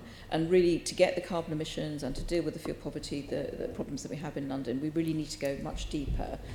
So we're doing two things to address that, apart from the lobbying, for the more powers and resources that we need. One is the Warmer Homes programme, which is providing funding for people to improve their energy efficiency of their homes, but taking a slightly more holistic and deeper approach. So recognise that you can't just put a boiler in and then leave, because often there are things that will counter the impacts of that boiler, and so we're looking at damp proofing and so on. So that it makes it's slightly more expensive per home, but it makes it a much better outcome for the tenants or residents, because it means that they will have the thermal comfort, they will have better health and well-being, and cheaper bills. So that's one thing that we're doing. And the Warmer Homes programme is something in the order of £4.5 million. We're anticipating that we're going to be implementing, I think, over 1,000 homes that will be funded out of that programme. We've had about 400 or so installed already, with many more installations going in, and we're looking at a successor programme to that. Can I just ask you, we've just produced a report through the committee, and we also paid a visit to Thamesmead, to Peabody Housing Association, where they've been very careful to triage the residents and the properties to make sure that they go to the homes where they've had the worst problems. They're planning a big redevelopment of the estate, but in the meantime there's been a lot of people living with cold and condensation and damp and mould. And one of the things that came out very strikingly from that it's not just good enough to put in a new boiler or to put in new windows to make somewhere warmer, that you also need to be really careful about what you're doing in terms of ventilation. So I just want to check, first of all, that you've perhaps even had the chance to look at our report, but also that ventilation is part of what you're doing, so that you bring those measures together, because otherwise you make a house nice and warm and it becomes watertight effectively, and then you create lots of damp and warm space and lots of dampness, and that's mould. That's essentially the Warmer Homes approach. Correct. We've learnt lessons, including talking to people at Thamesmead, which recognise that it wasn't, it's just not enough just to put something in and then just leave, because it doesn't then make it effective. So looking at ventilation, looking at damp proofing, talking to the tenants themselves, and part of it is we have funded a programme that now operates London-wide, that identifies and refers people who are in fuel poverty to the Warmer Homes programme. And how are you identifying the people in fuel poverty? Because that was something that they'd been very good at in Thamesmead. They'd sort of triaged people, because obviously the producing the first London Fuel Poverty Action Plan, how are we doing with making sure that we're getting the measures really targeted to the people who need it most? So it's precisely through that service, because the local authorities who are part of this London-wide service, all the NGOs like Citizens Advice, they make referrals in, because they know people have come to them with problems around fuel poverty. They've done the assessments and given them energy and incomes advice as well. So that we're trying to take, and what it's meant is that the applications that we get, the throughput into the pipeline for installations is much better. Before, there was a lot of dropout because they weren't necessarily eligible, so it's meant that it's a very high conversion rate in terms of referrals into installations or approvals for installations. Are you also getting referrals from Citizens Advice Bureau, who are quite often doing debt counselling with people who are on the edge of having their meter cut off and things like that? So they're, through that service, the borough and the Citizens referring Advice in as well, working together. Okay, that's great. So is that, do you think, the span of what the GLA is able to do in terms of addressing what I think has been a failure in the retrofit market? Is there anything else that we can do to improve how we target getting to the right properties and the right people as quickly as possible? So one of the things that we have been doing is also just starting to trial a private rented sector approach. So we have very many tenants who are in fuel poverty in the private rented sector, and the problem has been, they may want to apply, but they would need the landlord's permission. Sure. Sometimes the landlords want to do it, but they need the tenant's permission. So we're trialling that approach at the moment. minimum energy efficiency standards, you know, the upgrades, allows for a contribution for the landlord to contribute, but it's capped at something that we didn't agree with, 3,000. I think we were looking at 5,000 as a minimum in London, in order to enable those improvements. So we want to see how that works, but I think, you know, it's the first time it's being done. I think certainly in London, so we want to be able to see how that works. But we know that's a massive area that needs to be dealt with. Perhaps afterwards you could write to us and tell us how many of those private rented sector properties have gone through that scheme and how that's developing. I just want to move on though to. Lynn, do you want to come in? Can I just come in on this because this committee has actually recommended previously that London should be going ahead with its own funding scheme using the energy savings to repay loans and recycling those repayments into further loans. Now, we were told I've got a quote from the transcript from the 6th of December meeting that the GLA is looking in the coming couple of years to identify funding models and business cases potentially involving the Mayor's Energy Efficiency Fund or the GLA's Green Finance Workstream to enable retrofit in London to be financed independently of government programmes. Can you just tell us a bit about that work in terms of trying to have something that is London run in terms of funding this work? We've been working with the Mayor's Energy Efficiency Fund and also with the London Sustainable Development Commission, and the team here have been looking at sort of what funding models might be available to support energy retrofits, both in the private rental centre, the social housing, and able to pay. It's a very complicated process, so that's one of the things that's been examined at the moment. So we hope to have some sort of report at some point, but I'm not exactly sure where we are. Do you have any kind of timescale on that? Not yet, no, but I think I can write to you on that. If you could, that would be very helpful. Thank you. Sorry, Leonie, continue. No, well, coming back to, and it might be something that is picked up by Energy for Londoners. Energy for Londoners. Yes. Yes, we've been waiting for it with bated breath, but we didn't luckily hold our breath because that might have been a bit awkward. Would you like to tell us a little bit more about progress on finally setting up London's affordable energy supply? So I wasn't expecting it to be set up by June 2016, but it does feel as though it's been a bit of a long time coming. All right, I'm just trying to find the page with my words. 63. Well, hopefully that won't take quite as long as getting Energy for Londoners set up. No, I've got it now. Good. So just to be clear, that we are in a procurement process. So, and that is we're doing that through a competitive dialogue process, which basically means that we have detailed and confidential discussions with the potential bidders. That's working very well in that we are able to set out exactly what the Mayor is seeking in terms of his ambitions for that supply company and understanding what the market can offer. So, as I've said, we've had very good discussions. The complication is that this is the first time it's being done in London. It's novel. It's a novel project. So it's one that we need to take forward very carefully. We are in an OG process, which, as those of you who are involved in OG process knows that it's very long and complicated. So we are in that process, and we hope that we will be coming to a conclusion soon. But that's all I'm able to say at this moment, to respect the sort of confidentiality of the process. So we're not still looking at a launch for Energy for Londoners in the summer of 2019, which is somehow I'd absorbed that information from somewhere? We are hoping to launch at some point this year, but I can't say more than that because it really depends on the outcome of the procurement. So we're hoping to launch at some point in 2019? That's the ambition, okay. But it really depends on the procurement. Right. I mean, I think it is disappointing to probably the entire committee that it does seem to have... I mean, I know Licence Light took about 100 years in the end to be nailed down, but that is now operational. And I had hoped that the learning from going through the processes with Licence Light might have made this process slightly faster. No. It's a very different process. You know, we're working with energy companies in a market that's changing very fast. We wanted to make sure that it's still relevant. As I've said, that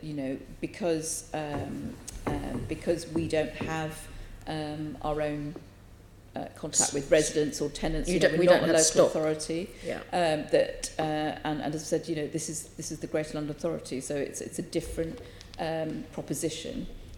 However, it is much quicker route than if we had gone down alternative routes. I mean, my feeling was that, given that we are in a different kind of market, and we have actually had a couple of the smaller energy startups, if you like, have now faced some difficulties, and that it probably would have taken even longer if it had been a directly managed, fully licensed energy company, that this is probably the best alternative, but possibly also as a stepping stone to a full energy company once this is launched. But, that's why it's particularly disappointing to me that we haven't been able to move ahead more quickly with this. It does seem to be moving very slowly. One of the reasons is because the Mayor is being very demanding, because you'll have seen a number of the smaller suppliers coming in, with a very low tariff that they're not able to support and then go out of business, and then that cost falls on other energy companies, and the customer in theory just moves over. But we want to make sure that we have a solid proposition that deals with the issues that customers have raised about wanting tariffs that they believe are fair, that they have good service, and that they have a trusted supplier. So to do that, we have to be really careful about the procurement process, and if that takes time to make sure that we mitigate those risks or avoid them altogether, then I think that's well worth doing, rather than launch something which then damages the ambitions that we have to show that you can deliver fairer, competitive prices and good service, and tackle some of the environmental and fuel poverty objectives that the Mayor has set out. The centre of the offer, we will definitely be seeing an opportunity for Londoners to easily access low prices for their energy. That's absolutely central to the offer. It's within a range, but it's a competitive price. Yeah. Could I just come in here? I just wondered about Transport for London. I understand they use 2% of the electricity supplied in the whole of the UK. That is part of the GLA group. Doesn't that part of procurement, doesn't that give you a sort of massive customer for energy very early on, for energy for Londoners? The energy company we're setting up is for domestic residents. It's only not for, domestic. Yeah. So what we're doing with Transport for London is looking at how we can make that energy purchase more green, and how we might reduce their energy for a start. And they're doing lots of work on the energy efficiency approach for their stations and for their stock, their rolling stock and so on. But there are two separate things, essentially. Okay, and the other thing I was wondering about was, things like sort of health procurement, sort of procurement around boroughs for energy, so like clinical commissioning groups. Are there any opportunities there to expand the market, that you're supplying? I'm not sure how you... Well, I just wondered, the boroughs must be procuring energy, the clinical commissioning groups must be procuring energy. Are there procurement opportunities that would allow Energy for Londoners to supply beyond the domestic market? Not through the Energy for London supply companies. I've said that's directed to Londoners, to customers, to residential homes. Separately, the sort of work that we're doing on power purchase agreements with TfL and so on would be lessons learned for some of those local authorities, that we would be encouraging them to go down that route, I think. Thank you. Sorry. I just wanted to ask you about smart meters. When the government first started talking about it, I think they were going to be rolled out to every single dwelling in the whole of the country by 2019, 2020. Yeah. And it was certainly a pledge that the Mayor made in his manifesto for the 2016 elections, that he would be supporting smart meters. I'm not sure whether this is going to be something that Energy for London was going to take on. How is the rollout of smart meters going in London, and what has the Mayor been able to do anything quickly on this, because we do seem to have fallen terribly behind on this project? So this is a national government project, just to be absolutely clear. Yep. And it's the energy companies who are rolling out smart meters, and we have raised consistently with the energy companies, Energy UK, and with the government, are concerned that the smart meter programme has fallen way behind. It is picking up, but you'll have seen probably in the press and select committees and various other venues that the problem has been the old meters, or the current meters, SMETS 1, moving to the new ones, SMETS 2. They're not interoperable, the pace of rollout by the energy companies has been very poor, and it's a similar one that we've seen in terms of energy efficiency, where they prefer not to direct their investment in London. We have been trying to get some sort of collaboration with the energy companies to try and get them to move faster. We've offered to work with them and work on a pilot, raised that with the Minister Claire Perry when I met her a couple of weeks ago. They've not been hugely forthcoming, and I don't want to be rolling out old meters, I think, to customers. We want to know that the SMETS 2 meters are going in to London's homes. And then we have the added problem where the meters don't work in flats, in sort of multi-rise buildings. So until that solution is sorted, we don't have a solution in London. So we're pushing back to government, saying we are willing to do this. The Mayor has, as you mentioned, made it a commitment to do that. We have been working very hard to try and get those energy companies to take this and to work on it at a much more accelerated pace, because those smart meters will help people manage their energy bills, but will also help us manage the energy supply, so we have something that is much more efficient. Absolutely. As we move towards decentralisation and decarbonisation of the grid, we desperately need them to help with that sort of management process. Perhaps you could write to us afterwards about this, because we are a little bit short of time. Yeah. If you have a handle on how far the rollout has proceeded now, across London, conducted by the energy companies. I just wondered, in fact, talking about decentralisation and decarbonisation of the grid, that moves me on to the next area I just wanted to ask you about. How much decentralised generating capacity has London gained since the Mayor came in 2016, and how much more is going to be needed by 2030? We've done quite a lot of work through what we're able to do in London through the powers that we have, and it's largely through the new development powers that we have, installing or requiring the installation of solar and other renewable energy capacity on new developments. And then we've done some work through our programme, so the Solar Together programme, the REFIT programme, which is putting installations of solar panels on schools, for example, and making sure that we see more of that rolled out. For example, through REFIT, we're working with a pipeline of projects, including hospitals and other public sector buildings. Also the London Community Energy Fund as well, which has helped some community energy groups. So the London Community Energy Fund replaced a fund that government had. Government scrapped, yeah. That was scrapped. And so in consultation with those community energy groups, we asked them what was it they needed. Was it sort of capital funding? And they were saying, actually what we need is the funding to do the feasibility and the business cases. They have been phenomenally successful in crowdfunding and delivering. What is unfortunate is that that growth in that sector is being stifled by the removal of the FIT. The successor regime that the government have been talking about, there is no transition. It ends in March and there's no date for when that comes in.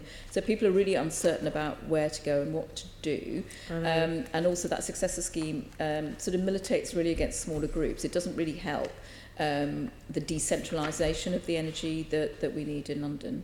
I got the figures in here somewhere, but I can't find them to hand. Perhaps you could also send those over afterwards as well. Yeah. I just Caroline just spoke about TfL and whether or not it could become a a customer of energy for Londoners. TfL, I mean, I understand their energy bill, huge. Electricity, 200 million a year. Wow, I'm glad I don't have to pay that. But it seems to me, there's a lot of energy in the tube, and we have talked about, taking the energy off at Bun Hill. I thought that was going to be a sort of precursor to taking energy off elsewhere. Perhaps there's a few things that TfL could be doing to reduce their energy bills. Quite often you see 4 empty escalators running up and down. It seems to me that they should perhaps be looking to, during the day when it's not the rush hour, not run all the escalators empty up and down the stairs. But also their ability to generate.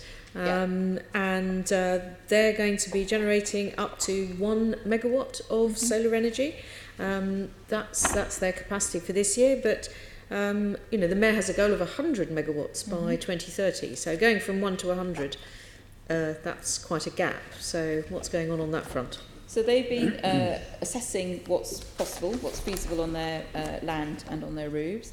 The report, I understand the report is with Transport for London. They're just looking at, just checking its accuracy and so on. And then they're going to be looking at what is feasible. So many of those sites, many of those rooftops, in fact, that Transport for London has, and in fact that we have in London, aren't suitable for solar. So you've got to work out what is, and then that will give you the capacity. Then you have to model and do the business case assessments, just like the community energy groups were doing, to work out what's feasible. But they are working on installations. It's Acton, I think, the railway depot that is going to provide that 1 megawatt and this year, and during this year, and then. The feasibility studies will then give us the basis of the next phases of projects, which will contribute to that 100 megawatts, the Mayor's target for what he is able to facilitate through his programmes and through his functional bodies. So in terms of the solar action plan, in terms of marks out of 10, how far would you say that we've progressed? Would you say we give ourselves 2 out of 10, 8 out of 10, or are we somewhere sort of in the middle? Because I think 10 out of 10. 10 out of 10. We've got a solar action plan, which very few cities have. We have a direction of travel. We have funded community energy groups. We've got, we have a number of programmes that are delivering on rolling out and supporting people to roll out solar. We've got our functional bodies looking at that. It takes time to assess the estate, the Transport for London's estate in London. It's very complicated. Well, I do agree. It would have been helpful if the previous mayor, who had 8 years to do some of these assessments, had been getting on with it, but I think he'd actually got rid of most of the environmental staff at that time. Finally, I just wanted to ask you, in this transition towards decarbonised and decentralised and hopefully cheaper energy, how are we going to be making sure that that is being delivered for those Londoners who need it the most? Well, the energy supply company that the Mayor is developing will help do that, because it will be an offer that is very competitive compared to to the big six, and also not just in price but also in the service offer. We've made it very clear in the tender that we want people to come forward with innovative services that will enable people to take advantage of the new approaches. Whether it's sort of smart meters, whether it's helping with people moving to battery storage, electric vehicle charging, but there are lots of other innovations that people are bringing forward. So even some social justice outcomes we hope as well.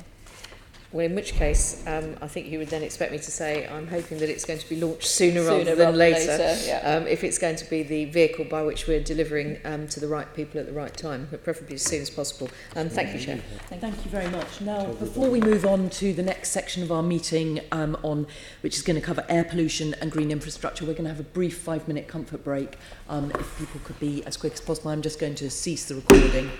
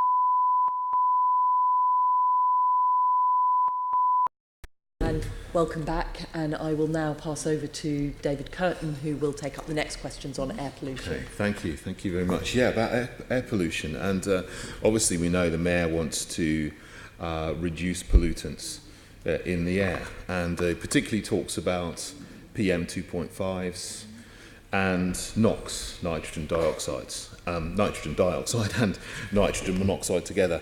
The PM 2.5s, I understand, meet the legal limits at the surface. There's a big problem on the underground. We've heard there's exceeding the limits by over 10 times or 12 times in the Jubilee Line, Northern Line, and so on, which is a big problem.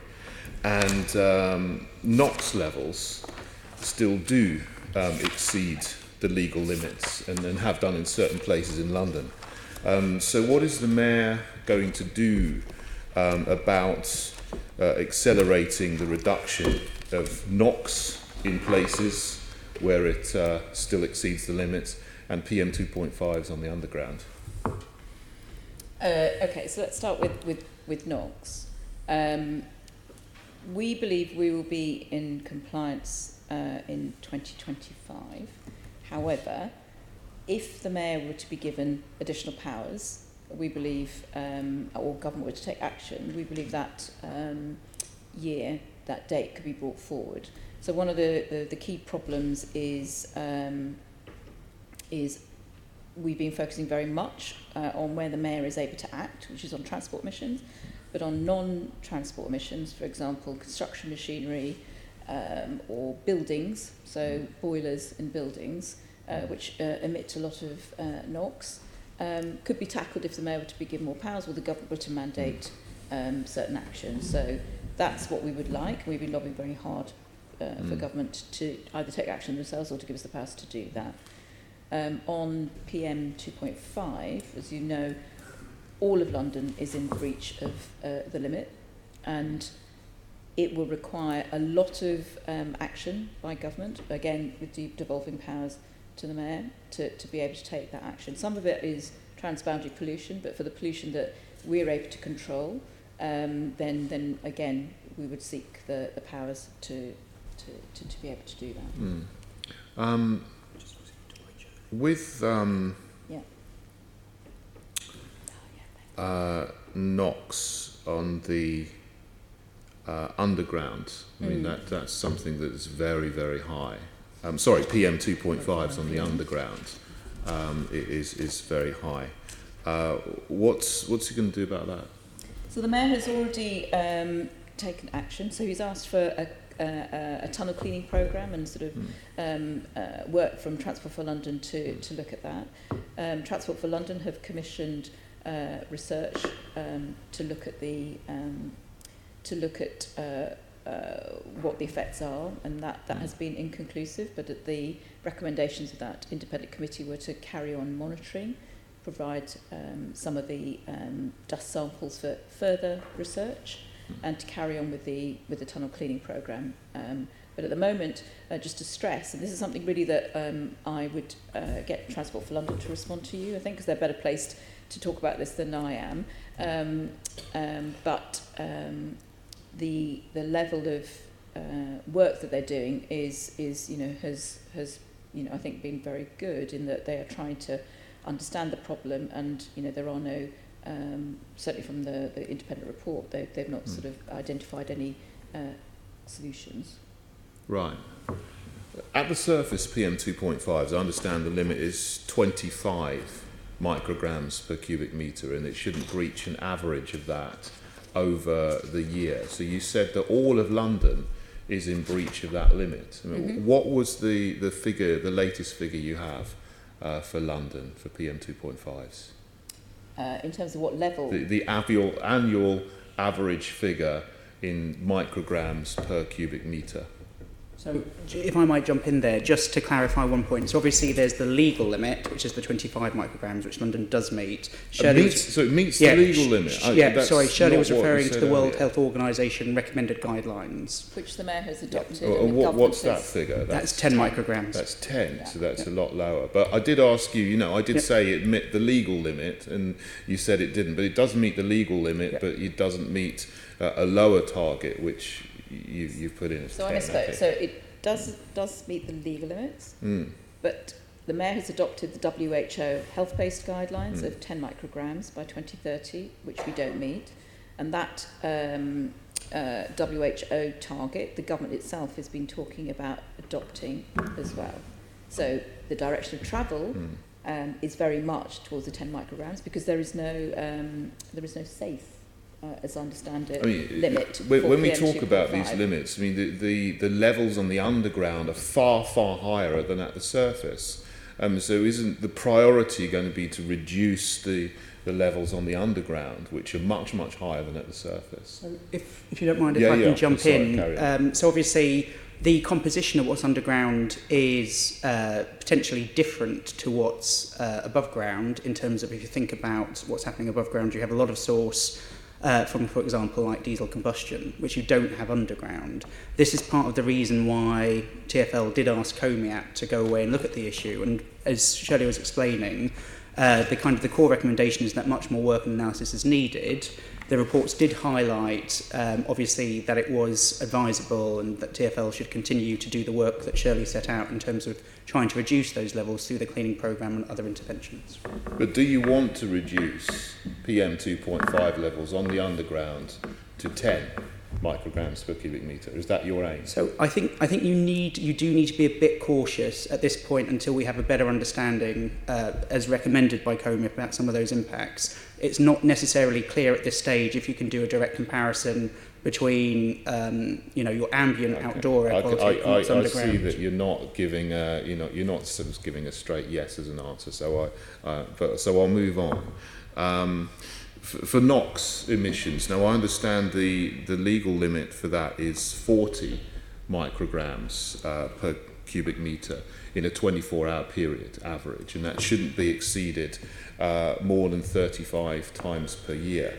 Now, is that being breached all over London, or is it in certain specific areas that you're targeting? I know you did mention the clean bus corridors, and that is having an impact in that. So what areas of London are still big problems for that breaching that specific target on NOx? It's predominantly near roads because the main source is from diesel vehicles, and whilst we have a lot of those diesel vehicles, we will have that problem across London, and obviously where there are more vehicles concentrated, the concentrations and the impact will be higher, which is why we're taking a systemic approach across London, which includes the implementation of the ultra-low emission zone starting on the 8th of April, in conjunction with the measures that we're able to take through the Mayor's powers in terms of cleaning up the bus fleet and cleaning up the taxi fleet. You talk about the taxi fleet, and I know now that new taxis which are licensed have to be zero emission capable. From last year? Yeah, from last year, from the beginning of 2018. But that's not the case with private hire vehicles, and that's not the case with these new services which are going to be on-demand bus services. They are still being allowed to have new Euro 6 diesels. Why is there an inconsistency between what you're doing for taxis and what you're doing with the private hire vehicle fleet? So the agreement to move to zero-emission capable taxis was agreed under the previous administration. We believe that we need to carry that on because taxis, especially the black taxis, are very heavily polluting, particularly the Euro 5s. So I saw Euro 6s. You're not even allowing Euro 6s to continue. So there are. I'll get Elliot to come in and talk a little bit about the difference between Euro 5 and Euro 6. But the point I want to make is that the fleet is very polluting, so we need to clean up that fleet. It wasn't being cleaned up as fast as the commitment had been made. So we have said that we have said that we will be consulting on reducing the age limits that taxis have from 15 to 12 years, and we have restructured the delicensing fund, which we have seen very many numbers of taxi drivers applying for grants to scrap or delicense their vehicles. So that is now having an effect. And the target that we have to meet has been adopted by government. So it is in the government's national air quality plan as well as in the mayor's air quality plan to reduce those emissions. So we have to be tackling that source of emissions. I do see what you're saying. I hear your answer, but you didn't answer me about the Euro 6s. No new Euro 6 taxis can be licensed, but you're continuing to allow diesel Euro 6 private hire vehicles to be licensed. I mean, this is something the Mayor couldn't give an answer about earlier in the week, and if you've all done your homework, you'd have an answer to that. Why is there a discrepancy there? Why are you continuing to allow private hire vehicles to have Euro 6 diesels but not taxi vehicles? The Mayor doesn't have the power to stop them, David. It's not through our choice. Well, I was asking I think we're asking the panel here. You know the answer. I'm not sure if I'm going to get an answer, and I have other people. I think from anybody. The key thing to remember is that the way that the approach that's been adopted to taxis reflects the way that they're a licensed fleet, and that they're licensed by the Mayor. So we're private hire vehicles. There's been different opportunities, given the differences between the PHV and the taxi trades and taxi fleets, to actually do something very exciting with the taxi trade and the taxi fleet, which is to actually encourage the uptake of zero-emission capable taxis. For PHVs, which are a different fleet, which operate in a different way across London, you get a greater use potentially out in suburban London and outer London. There is still we're building towards that zero-emission capable requirements, but we, in designing the policy, there was a decision to reflect the different circumstances of the different trades. So that was the Mayor's decision. You people in this was as Shirley explained. It was the previous administration. It was the previous. To move to zero-emission capable taxi. But then, we've got the current Mayor has been the Mayor for 3 years, so he hasn't changed the policy. Because it's the ambition, as we talked about before, to move to a zero-carbon city. So, but you're not doing that for private hire vehicles. We are, because there is a requirement by 2023 that new private hire vehicles will have to be zero-emission.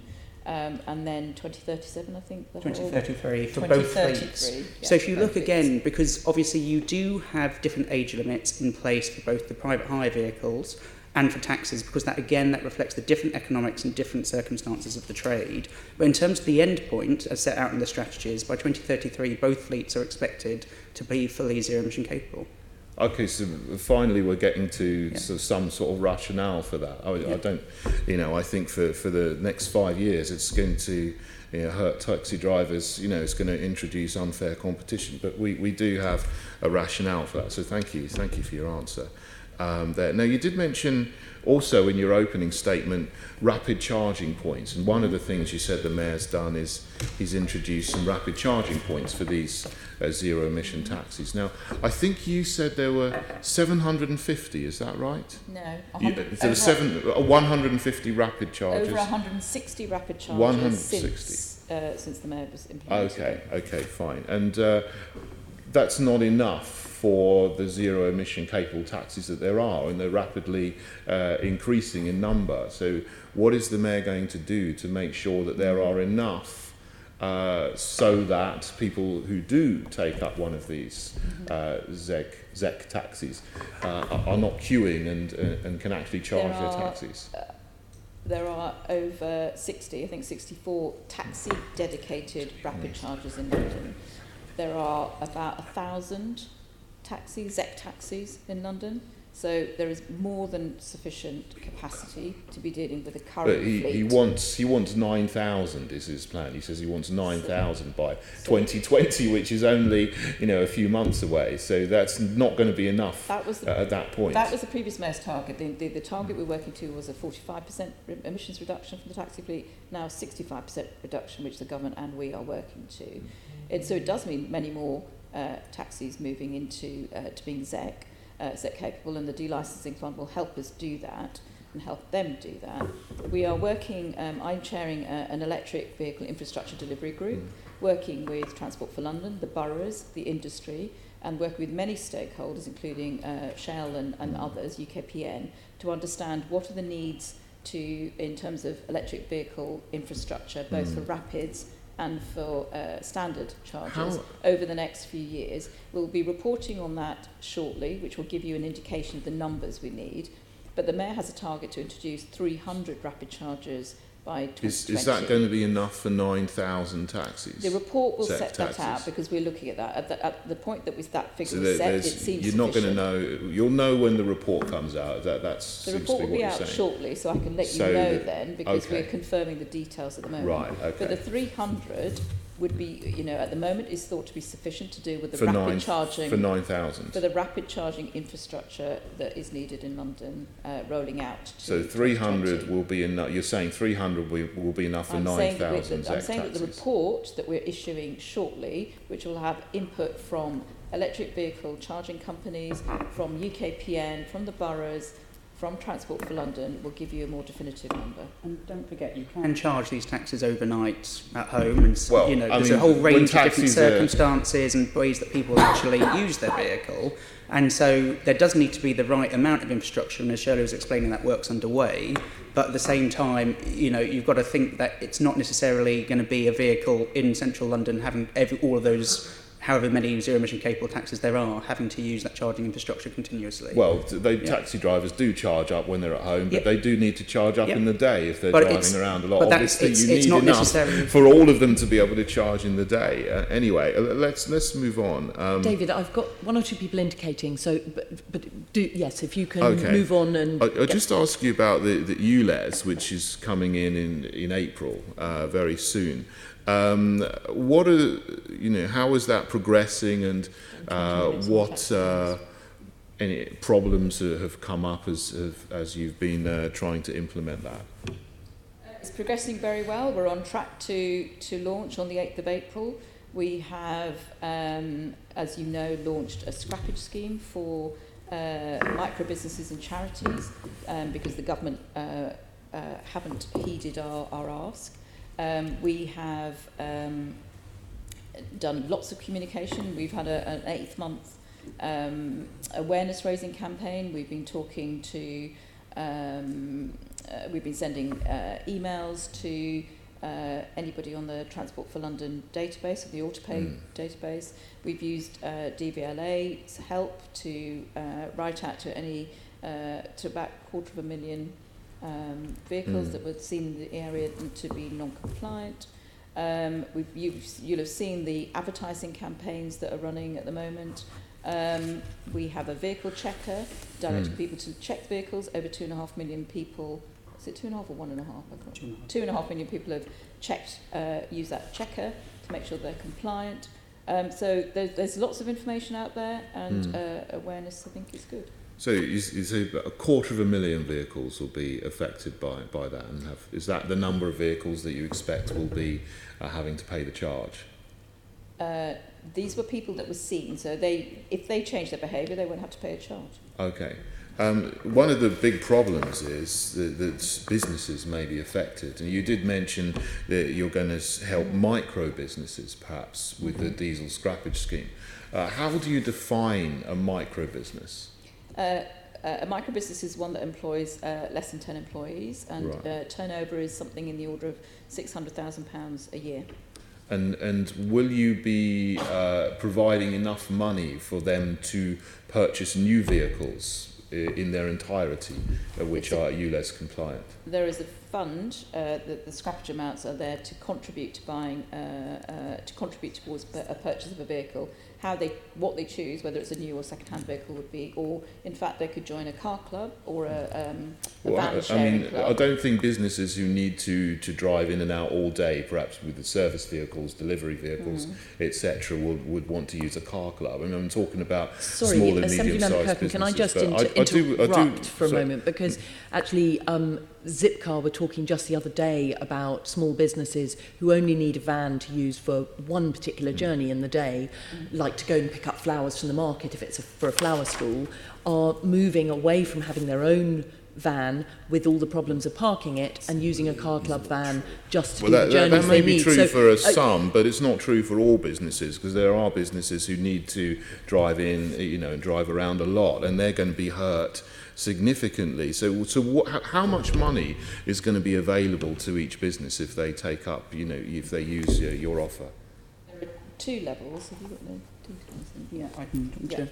So basically, there's an option to support people who would like to switch to an electric van, and that has £6,000 of funding available to it, which includes both a contribution potentially towards the cost of the vehicle, but also towards the running costs of that vehicle, and that's all provided as an upfront amount.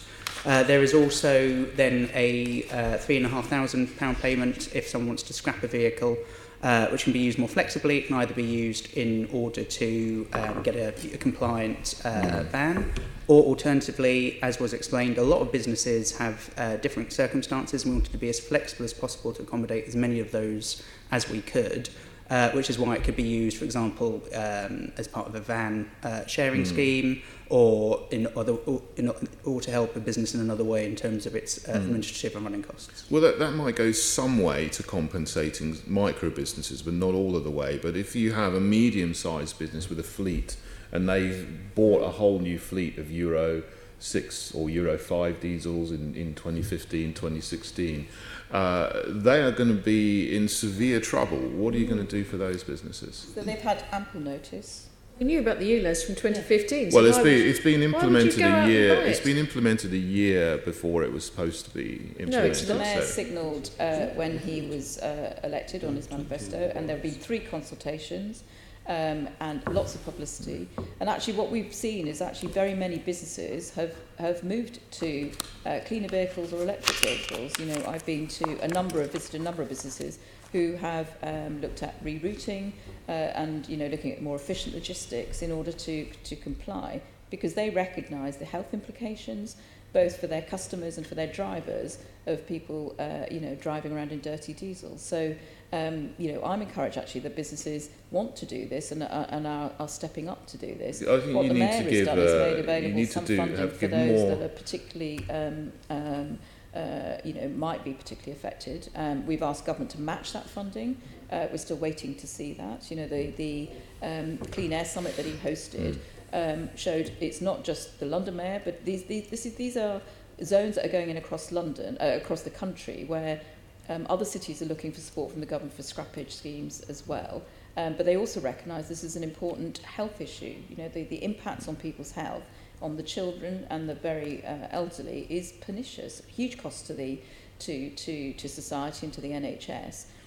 Businesses recognise that this is a social justice issue, and they want to contribute. Well, it goes back to what we talked about before with NOx levels, which are under the legal limit, and we've got nitrogen dioxide levels are coming down. So that's a good thing as well. Now I need to move on to talk about time. If you could I'm going to move on, and one thing I've mentioned before is in these meetings is the school run and sort of emissions and pollution that comes from vehicles when people drive in large numbers outside schools. And what is the Mayor doing at the moment to help reduce pollution exposure for children and around schools? We've done a number of things. So, for example, I alluded to the school audits. So this was identifying the 50 schools in the worst polluted areas, carrying out audits so that we would compile some specific options for actions around those schools, but the types of measures that would go in were compiled into a toolkit that any school can use, whether they're in London or outside of London. And that has a series of measures from greening their schools to layout changes to looking at sort of road interventions. Alongside of that, we've funded some money to help those 50 schools to go forward with some specific recommendations they choose to take forward. We've provided funding through the Transport for London LIP programme, which is funding for the boroughs, so they're able to take forward those audits or do their own measures. We have the schools programme that Transport for London runs, which is called STARS, which talks about how you might walk to route school or scoot to school in a safer way, sort of reducing children's exposure. We are conducting a number of trials on sort of information and wearable sort of monitors and so on to give better information. We're issuing alerts to schools. But ultimately, the thing that is going to make the biggest difference is the implementation of the ultra-low emission zone. People talk about clean up your bus fleet, clean up your taxi fleet, we don't need to do anything more. It is not enough. You have to do the ultra-low emission zone because that will bring down the emissions to a level that over 450 schools are in areas of toxic pollution. That will be brought down to 0 in 2025, 4 in 2020. You know, and when you look at that, I talked about the health implications to those children, and these aren't just one-off implications, these are for life. They are missing school, they're missing out on social activities, they are having to pay for, their parents are having to pay for inhalers. This is wrong, and people understand that it's wrong, and so are very supportive of measures like the ultra-low emission zone coming in. Well, there's. I need to move on. So, we're leaving the European Union on the 29th of March, provided people don't scupper that. But what are the changes when we leave the European Union? Will that make any change to the plans to bring down PM 2.5s and NOx or not at all? The government has said that there will be no regression from the environmental standards that the EU has set and that have been transposed into UK legislation.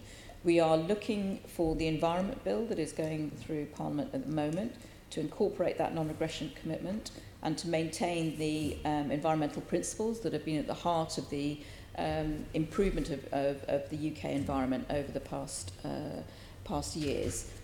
Phenomenal improvements, you know, not just on you know, in water in particular, but on air quality. We are insistent that the ability for citizens to have recourse to the European Court of Justice is replicated in the UK if and when we leave Europe, and that we have an independent watchdog that is independently staffed, has an independent budget, and is able to hold the government to account, and that people could take cases to court, and that the courts have the ability to fine the UK government. You know, it's because of that ability that which Client Earth used that has really forced the pace and forced the hand of government to actually produce a waste an air quality strategy that we are now trying to implement. We're still way behind where we need to be because there are still many provisions that need to be enacted. You know, and I've talked about some of the ones that the Mayor would like devolved to him to be able to deal with the sources of emissions that he doesn't have powers over. And that would make a huge difference to people's lives and people's health. Okay, thank you. Thank you. Sean, can I bring you in with your follow-on on air pollution and then straight into... I'm trying to be really quickly. It seemed earlier on, Shirley, that you said that we didn't understand the impacts of the poor air quality in the tube system. Am I correct? Of the particulate matter, you said we still have to look at what those impacts are. The committee on the committee COMIAP that looked at that said that the current research and evidence was inconclusive, so they've asked for further monitoring to be done. So they're suggesting the impact of that area is different underground than it would be above ground. They're saying that they don't know yet, and they need further work to understand, further research work to understand what the differences and impacts underground. I find that quite surprising that if you're underground and you breathe air, it's different. It has a different impact to the air you breathe above ground. Well, I think Elliot pointed to the different sources and the different concentrations. But you know, these are medical experts. I'm not a medical expert, and I don't think. Shirley, I'm just having you clear that up for me. I'm genuinely surprised that if we have these same particulate matter above and below ground, apparently have a different impact. I was just surprised, genuinely surprised. I'm not trying to. We can send you a link to the report, perhaps that might. Yeah, that'd be great. I'm genuinely surprised about that. And another thing about charging systems quickly. One of the things that strikes me about electric cars and charging and there is so many different plug standards and providers and deliverers. What are we doing to mitigate what could be, quite frankly, a mess of providers and different plug types and the like? So again, this is something that the government could help with. You know, the interoperability is something that the Mayor raised when the electric vehicle and autonomous vehicle bill was making its way through Parliament. Is now an act. The Office of Low Emission Vehicles, the Government's Office, is looking at trying to set those standards. It's something that we've raised.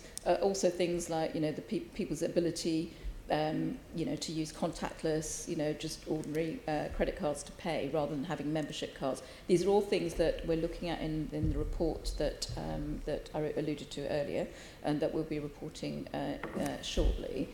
These are some things that we're able to do on a voluntary basis and try and encourage operators. So the framework that we have in London encourages the operators that we're using to do that. But we can't mandate that. That is something that government could do and should do, I think. Okay, I probably agree with that. And last thing, Elliot, maybe you're a better place to ask this. We talked about small businesses and the impact that ULEZ, etc. will have on them. I want to zero in specifically on replacing vehicles with electric vehicles. Do those models exist? And what sort of price do they cost? A small electric van, what does it cost? So yes, the models do exist. You've got to bear in mind the availability, in addition to the funding that we have announced, is that there is also national funding from the Office for Low Emission Vehicles, which can provide up to £8,000 of funding as well. So when you take that into account, and combine those amounts of funding, potentially you do have a way of bringing the cost of a new vehicle down quite considerably. And you can get electric vehicles, electric vans from anything from about, including some of those discounts, £18,000 to £20,000. Including the discount? Yeah. Not all of our discounts, but including the OLEV grant. So say again? So not including the Mayor's scheme, this would be including the OLEV grant that's available. Okay, and what's the availability? Because I spoke to someone who runs a small business who said, if she waits to jump, she wants to do it once, so she'll go straight to the electric. Mm-hmm. But she said, when you go through the catalogue, get a shiny catalogue, you can get these things, but there's huge waiting list because they are replacing their fleet customers first. Have you come across that problem? So we've had our similar conversations with the industry to try and understand about availability of electric models. There is definitely a longer lead in time than you have for other types of vehicles, and that's why TfL are trying to consider the best way, if a business is actually committing to switch to an electric vehicle, to make sure that can, that there is flexibility for them to do so and that they're not penalised as they wait for a vehicle to be delivered to them. So are you saying if a business can demonstrate they're on the waiting list, they've paid the deposit or whatever these parameters are, there'd be a financial inducement for them to, they wouldn't suffer a penalty financially? So if you wouldn't mind, I'm going to have to double check that with TfL. I wouldn't want to accidentally tell you something wrong. So I'll come back, I will write to you with the precise details. I'd appreciate that, thank you. Okay, so Sean, you're now... It's your section of questions. Caught me on the hop now. Green infrastructure, just to let you... Do you need the briefing?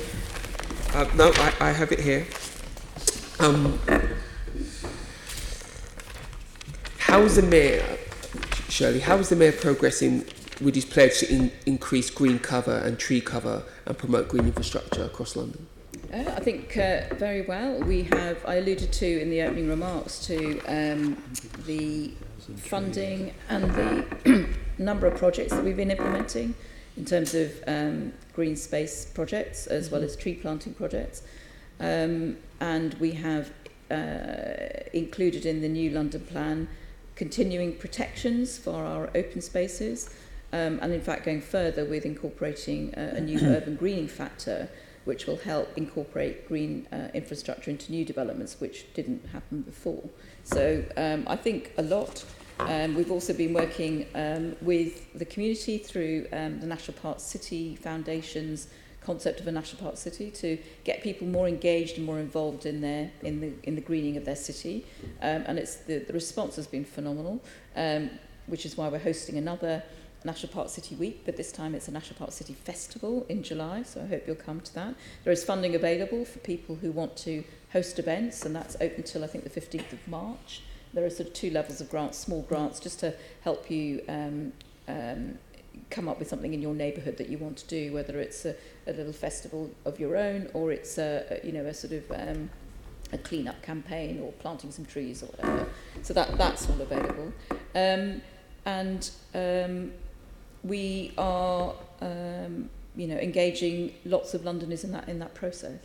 Just two things. So you talk about National Park City. The idea was to go from 47%, I believe, green cover to 50%. How are we doing with that? Well, we have looked at that baseline again because that was an estimate. So we've conducted aerial imagery and produced a much more definitive baseline now. Okay. So if you've seen them on our website, we can send you some links. They're very, very high resolution maps of where greening in London is. So now the estimate is something between the order of 48 to 51, I think, percent. Yep. Green. So there's a range there. So that doesn't mean to say that we've met that 50% target already. It means that we now have a more definitive baseline. We will monitor that. Now we have that definitive resolution. It's much easier to monitor what the changes are that will happen through our greening programmes, through what development brings in, through the London plan as well. So firstly, I'd love those links if you could send them to me. Yep, but that means under the current definition, we may have started above the 50% that we were aiming for. Yes, but what we'll do is just rebase. So that doesn't mean we're just going to stop there. Okay. We want London to be even greener. Okay. And how are we doing? You made a comment earlier on about tree planting figures, etc., and what we've been done. But what do we do? Is that a net gain? Are these net figures? Are we looking at tree loss? Are we adding that into the calculations we're making? And also, how are we guaranteeing that the seeds and stuff and the small trees who've been sent out are actually being planted? So maybe I'll let Andrew answer that, but I think we do incorporate it's net. So those some of those figures are net. So there was it's much more difficult to monitor tree loss than it is to count the number of trees we've planted. Yeah. So the figures we're quoting are the ones where we've directly funded and we know what the Mayor's money's gone into. I mean, we do have net figures for, say, what's happening on the TLRN. So at the moment we know since 2016 there's been a net increase of 1,400 trees on the TLRN. So that's where we do have a good understanding of specific numbers where there's net loss. I think the other thing is we've also done, alongside the new work we've done on green cover, we've done some work on tree cover and understanding what the current status of tree cover is in London, better than we had the previous estimates. And that will be repeated every 5 years, and that will be our means of monitoring how well we are against the targets we've set in terms of increasing tree cover.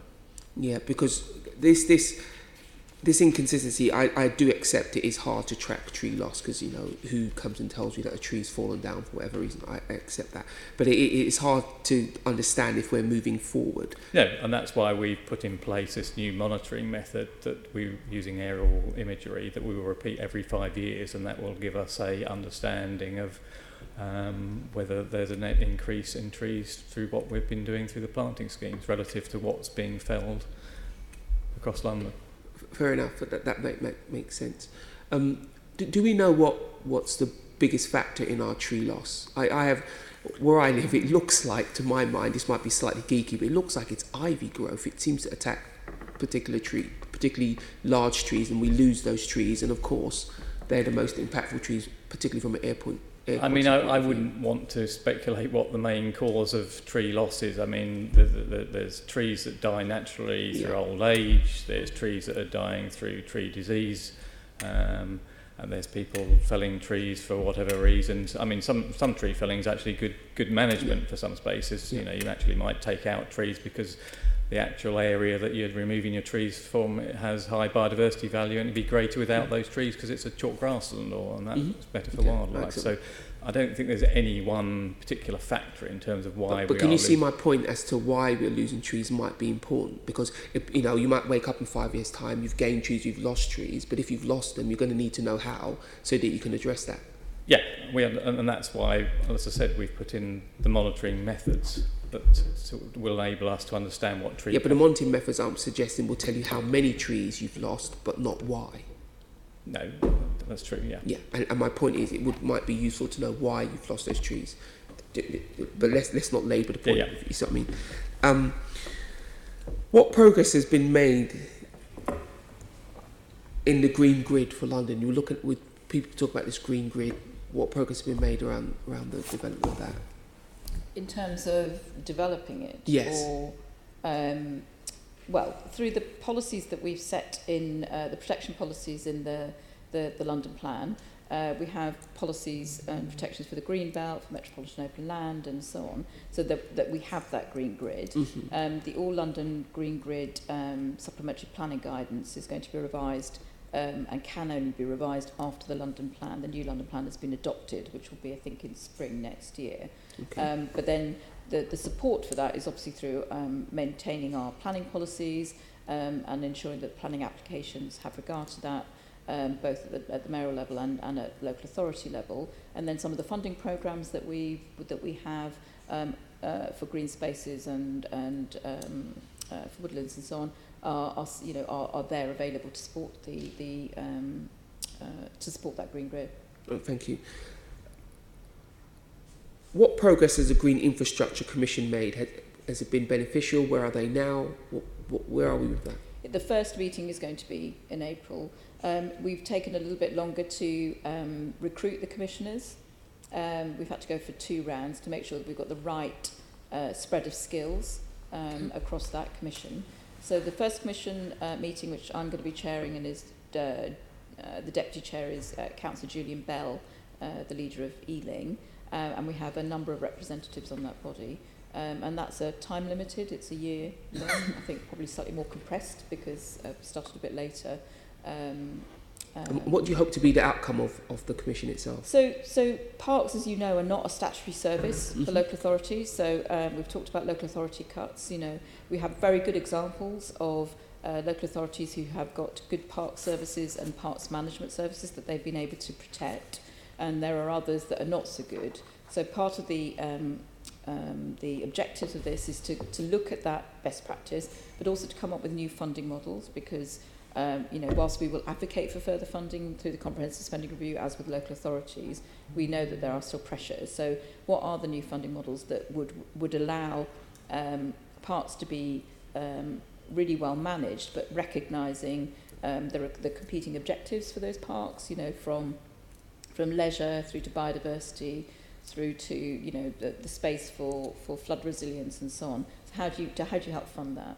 Okay, I mean, I was going to add is that and we're looking at pilot projects, and we're part of a consortium that's put in a bid for some funding through the Heritage Lottery Fund and National Trust to support a pilot project and with Camden and Islington. So that application is currently in, and that would be a project which is developed with the public health teams of those boroughs and the green spaces team to look about how they work together as a means to secure greater investment in parks. And hopefully they'll be learning from that type of pilot that the Commission can understand and promote as a means to manage parks in the future in other boroughs.